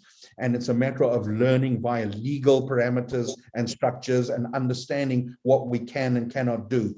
But we are strong in our resolve, because it is going to benefit us both short-term, medium-term, and long-term. And again, when I say us, I'm talking about the creative sector. Honourable Dennis Joseph asked, thank you very much, sir, for your acknowledgement of the MAT. There are many out there that do understand and acknowledge the work that the MAT is doing as being completely different to what our associations are doing. So much so the MAT, in conjunction with SACIA and various other associations, TUMSA and what have you, and holding hands with SASCOC, because of the MAT, we have now had engagements with NEDLAC, where we have presented the reopening guideline protocols based on the SASRIA Act, which the Department of Sports and Arts and Culture are the custodians of. And as of that, the MAT, as well as the team, have now got representation and a discussion with NatJoints to see how we can move forward with event safety, with our Event Safety Council, based on the international trends under the Event Safety Alliance, so that we can see how we can safely reopen our sector. And again, this is an initiative via the MAT, via the Minister. The Honourable Dennis spoke about the unhappiness and resubmissions, and I think I explained that earlier on, how we got involved with our creative sector. The one thing that is sorely lacking for our sector, and is pointless mincing the words, is unity in our creative sector. And we are hopeful that holding hands with the department, MAT, our various associations, and eventually with CCIFSA, that we can all be one federation, as it is with various other federations where we speak with one voice. I regret to inform you, Honorable Dennis, and members, that when we speak on how many associations and how many people specifically, I cannot give you those exact figures, and we are guilty thereof. And hopefully, if given the opportunity at the next committee meeting, we will be able to share exact numbers of the amount of people that we've assisted as far as MAT is concerned. And then finally, Honorable Chair, you spoke about achievements, and there are achievements, as we said, with the schools, our engagements that have taken place with various ministries and corporates is an achievement because the door was opened by our minister compared to me as a leader of an association trying to get that meeting. But like I said, we've been engaged for 6 months. We have still got a journey to go. And with the Parliament's portfolios and the Department's permission, we would like to continue engaging so that we can accomplish the achievements that we have set out to do under the specific work streams, over and above assisting our department with any other form of intervention for economic recovery and reconstruction of our country and our creative sector. Thank you, Honorable Chair. I think I've answered all questions. If I've missed any, I do apologize. Thank you, Mr. Barker. I don't know these hands, or I'm seeing Mr. Leroux wanted to add on, but there are other hands which is still on the screen. I don't know whether there are follow-ups, but so far I can give it to Mr. Gabi to do additions. Thank you very much, Chair, and thank you again to everyone here and the honourable members of the Portfolio Committee, Honourable DG, DDG, and members of MAT team as well. Firstly, I just want to thank the Portfolio Committee for looking at us and keeping us on our toes and summoning us to come and report back, because we do this with the responsibility of good governance. And we look at this Portfolio Committee not as a bunch of political parties, but as a collective who's appointed by the people to govern a specific sector via Parliament. And we recognize you, Chair, and we recognize the members as such. And having said that, before I get to just a brief statement on two issues, one with regards to school fees and second with regards to the third phase relief funding, I would like to also just express that I take a little bit of umbrage from an initial statement by the Honourable Member Mhlongo for making a statement like this is the same, MAT is the same as Sifsa, where clearly it was illustrated that it's not.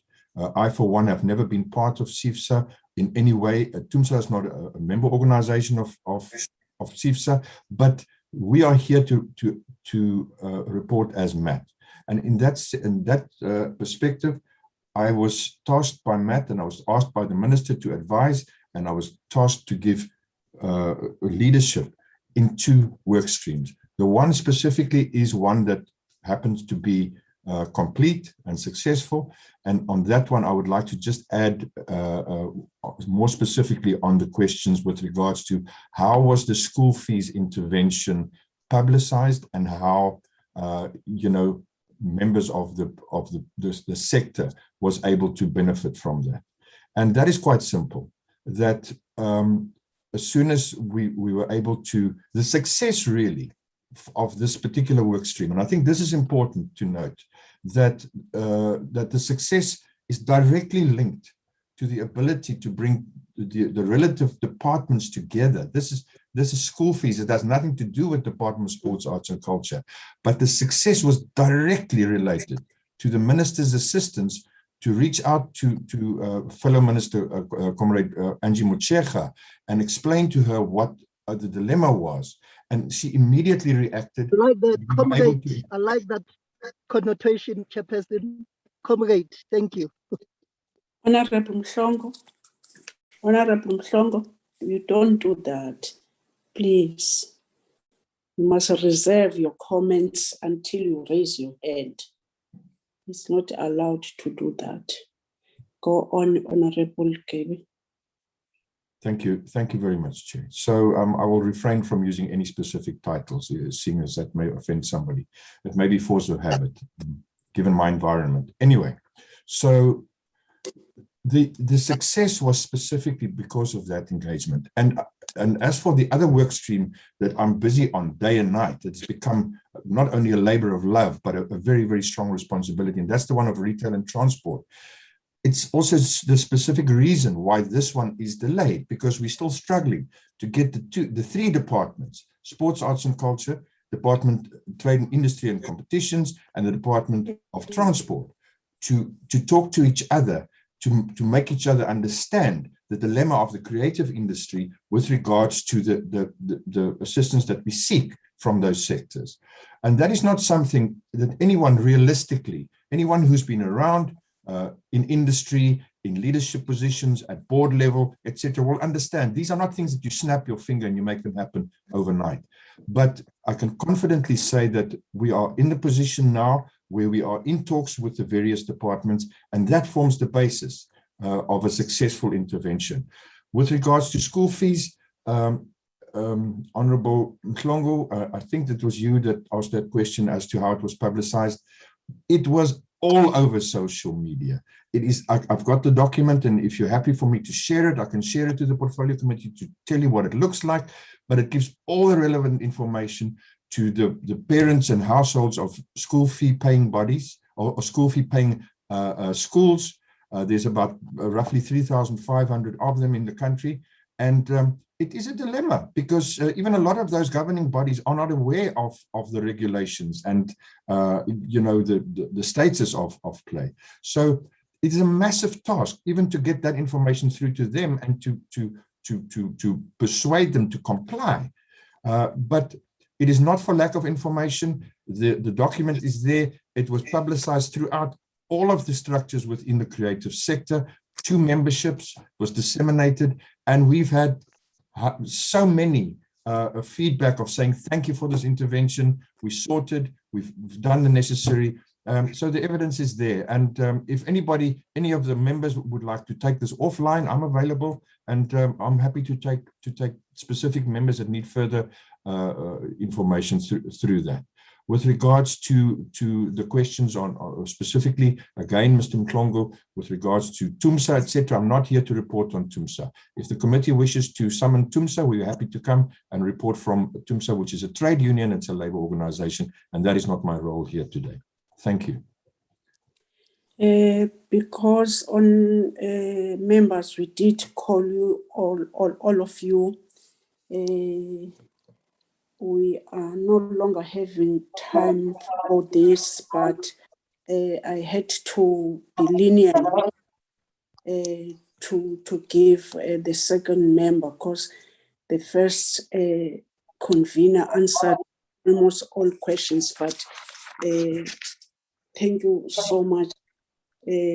I've seen also Dr.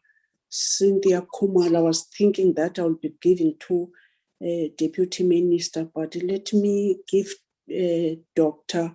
Cynthia Kumalo and then our Deputy Minister. Thank you so much.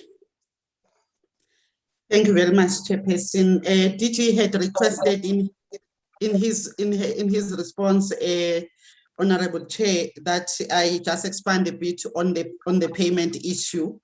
It is just to confirm around the national regulations against which MAT is being paid, which is the adjustment of the remuneration levels that was published in April 2018.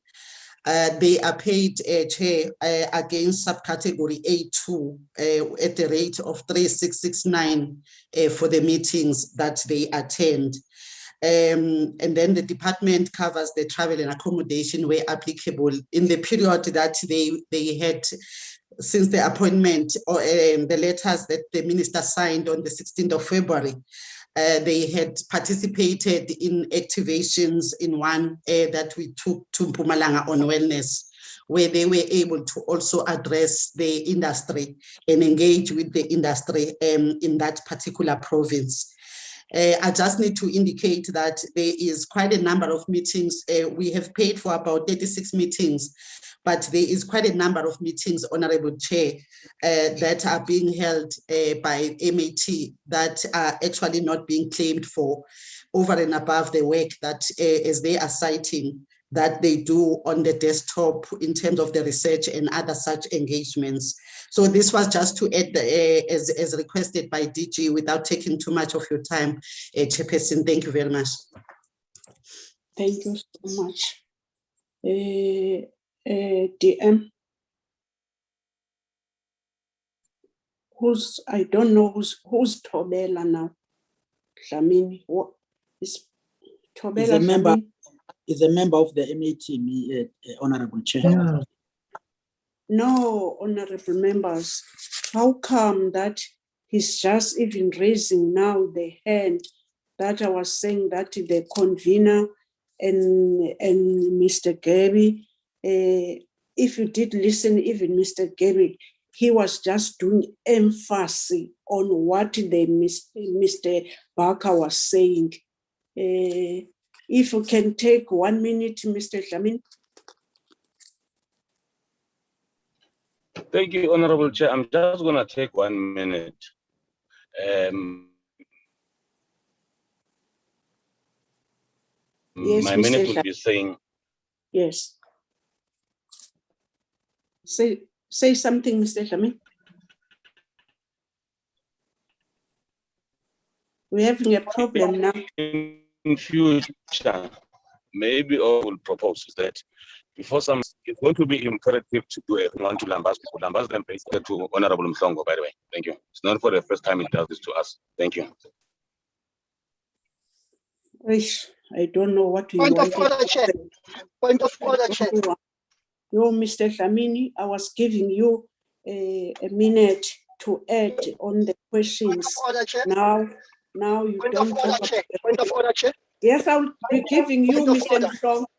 Mr. Mhlongo, I'm going to give you, Mr. Dlamini, I did give you a minute to add on the answering the questions. But now you are doing this, opening one other thing that I'm not sure whether what are you going to achieve about what you have said. Honorable Mhlongo. You see, Chair, Mr. Dlamini is out of order. For the first time, Matt come to this committee. He has his personal vendetta against me. I don't know him.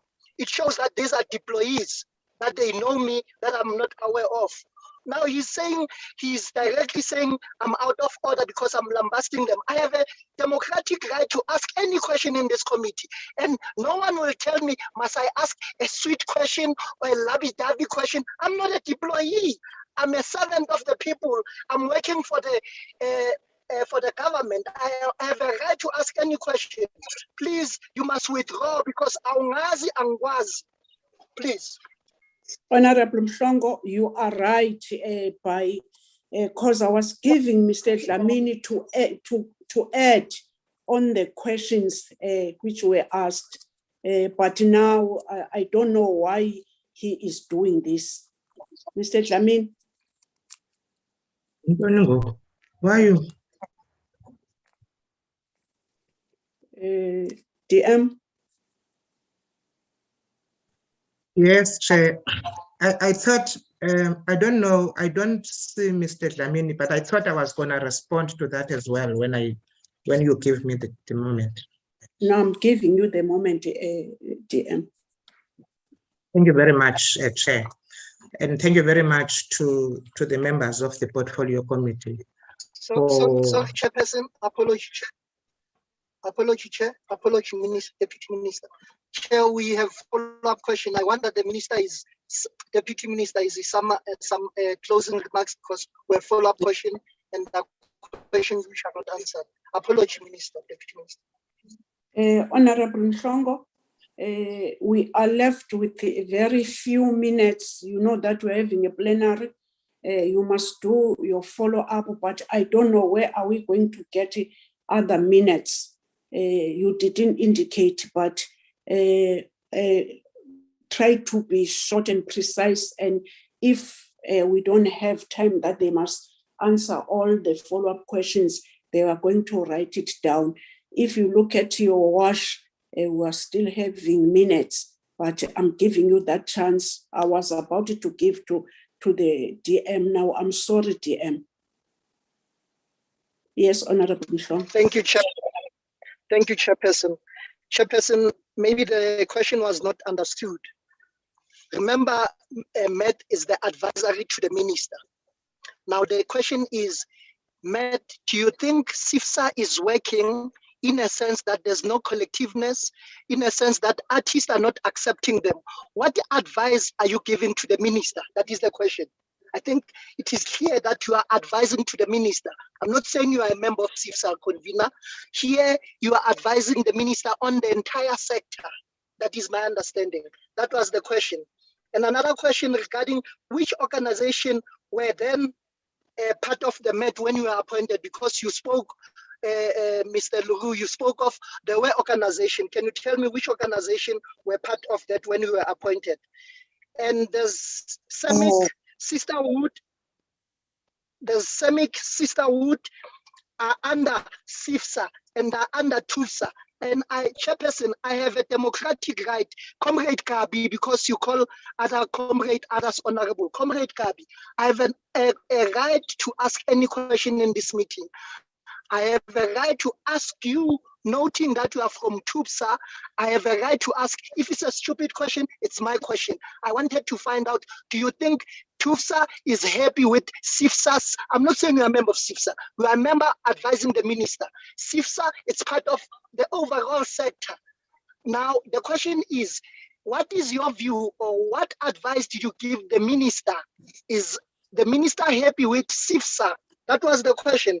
I think the deputy DG, the DDG clearly explained, but can you give me actual figures, DDG? The question of financial implication, that 36 meetings that they've attended, the total cost, what is the actual total cost? And it is my view that it is my view and my democratic right that I think Sifsa, not Sifsa, I think Met did not clearly explain that to the minister. If you open a relief fund for a few days, how do you think artists will be able to get that information? Now, my view is, what advice did you give the minister with regarding relief funding, especially on the opening and closing date? Thank you very much, Chairperson. Honorable Mhlongo. Yeah, Bog. Anna, Mama, I didn't give you. I don't have time now. Can I just so then just uncoma nje into esho uMhlongo ukuthi right. Into wrong is wrong, is right is right. Ngeke zoba ba rubber stamp kule portfolio committee. Kuthiwa yonke indawo information ikhona kwenzeka nokuthi hey ngadlalwa ngathi la. Honorable members, thank you so much with your constructive and asking information. Can I ask honorable members that due to our time limit, let me give it to the DM. Maybe DM, some of late questions can respond, but if those questions are not responded to, we'll be asking the written responses. But it's given to you, DDG, that the information which is asked, you can forward in writing, because it does want detail. So, DM. Thank you very much. Sorry, before I come, I give a question.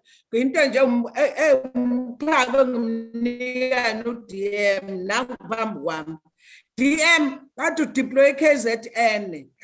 Yini la sokubona khona uhambela wonke labantu ade sithathe ngikhuluma ngazo la. Yobabona la laba benza izinto zesintu abafuna ukuthuthukiswa. Ngale lo sizokhuluma into engekho la. Nama artists ethu siwabone enikezwe imali, siwabone ayiswa phambili nini ozokukisa khona. Thank you very much. Ungiphendule la.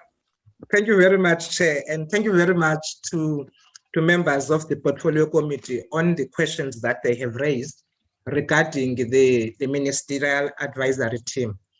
I just wanted first, Chair, to actually remind members that for the better part of the beginning of the COVID-19 pandemic. There's somebody who's having a hand called China. I'm saying that the deputy minister now is responding. Everybody, their hands must be down. You're confusing me. Sorry, DM. Thank you very much, Chair. I wanted to remind members that for the better part of the beginning of the COVID-19 pandemic, the department has been criticized a lot about how we've been responding to the creative sector. And you will remember that at some point towards the end of last year, there was a webinar that the minister attended at Freedom Park. And the creative industry did not hold back on talking to the minister about their challenges. The Portfolio Committee members, every time we came here to give a report on the first wave of the relief and the second, you also did not hold back on telling us that you are not doing enough. Now, the Ministerial Advisory Team was a response to all the things that you have been raising, including the creative sector. We might have responded not in the way that you wanted, but we thought that the Ministerial Advisory Team will be able to bridge the gap and deal with some of the things that you have raised. So actually, you should actually be proud of yourselves, because as the ministry and the department, we listened to some of the criticisms that you had raised. And therefore, we thought that this Ministerial Advisory Team will be able to deal with some of the things that you had raised.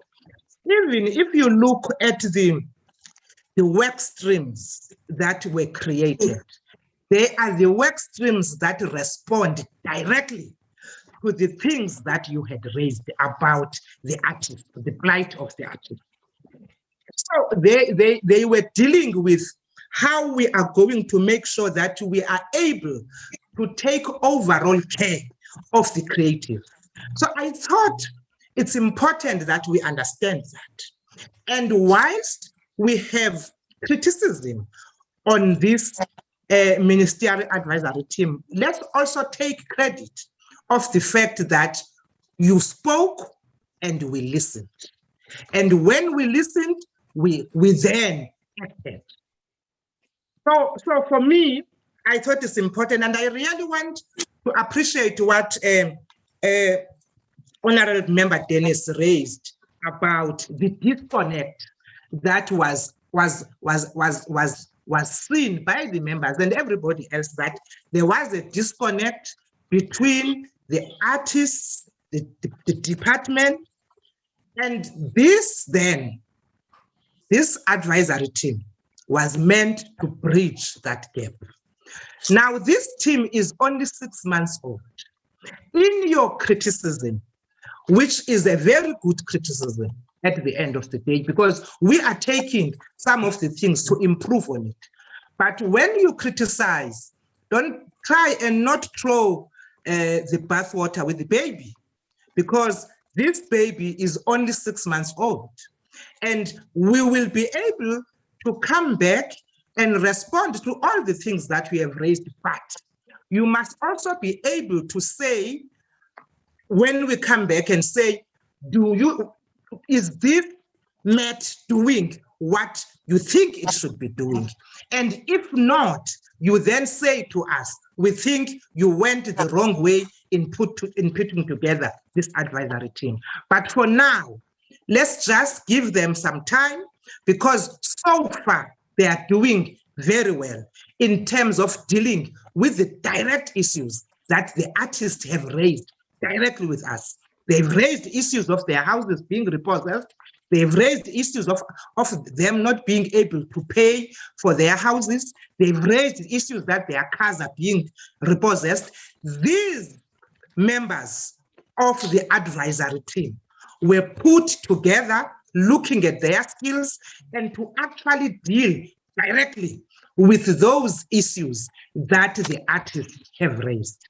And therefore, Chair, I just want to appreciate what the members have raised, but I really want to appreciate Honorable Member Umhlongo in what he has raised. But I think the important thing, when you raise things, we try as much as we can not to be able to attack people personally, but also the Met people, when they respond to the questions of the members, try and make sure that you do not attack the members directly, because they are asking questions in their own right, because they have been put in this position by the people of South Africa to be the members of parliament. So they've got a right to ask any question. If you are uncomfortable with the question, rather don't answer, because at the end of the day, it is important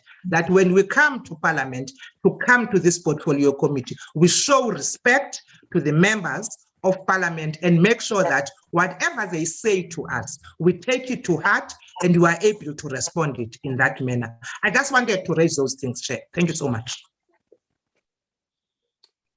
Honorable the Minister, Honorable the Minister and the collective, which is DG and DDG and the all staff from your office, and then Honorable Barker and all the Met people who have been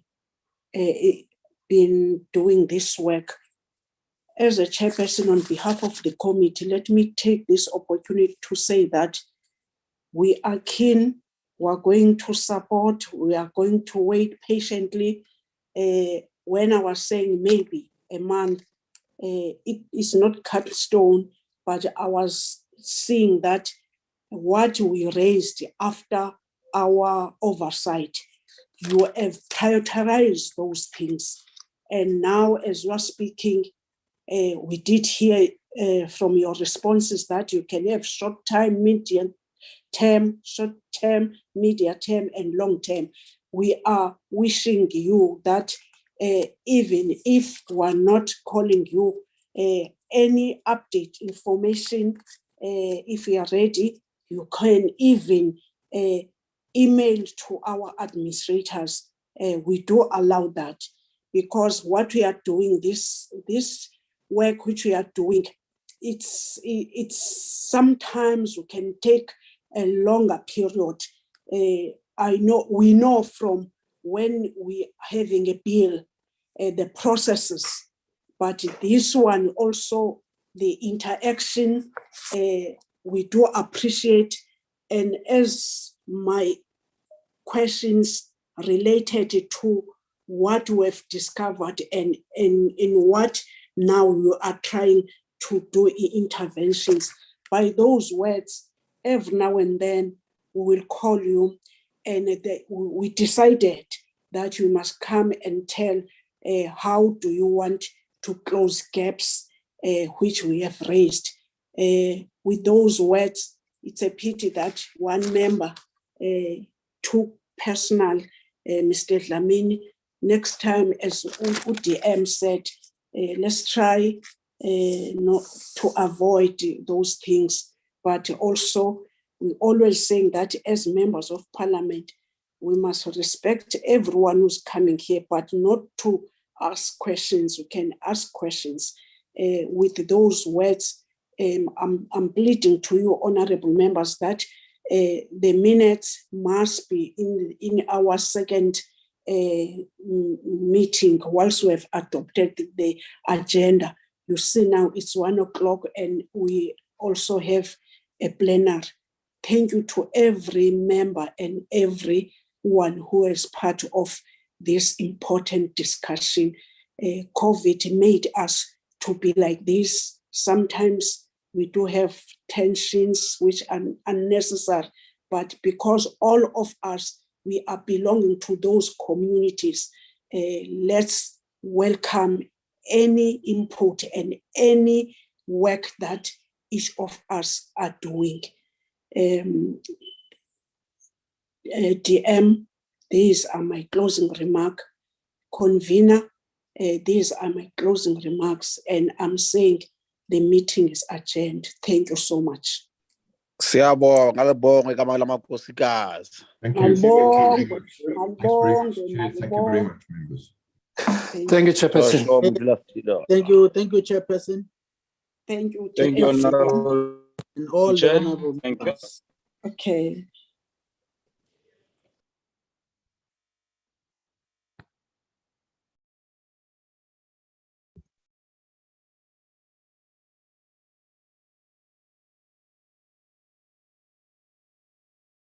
Record.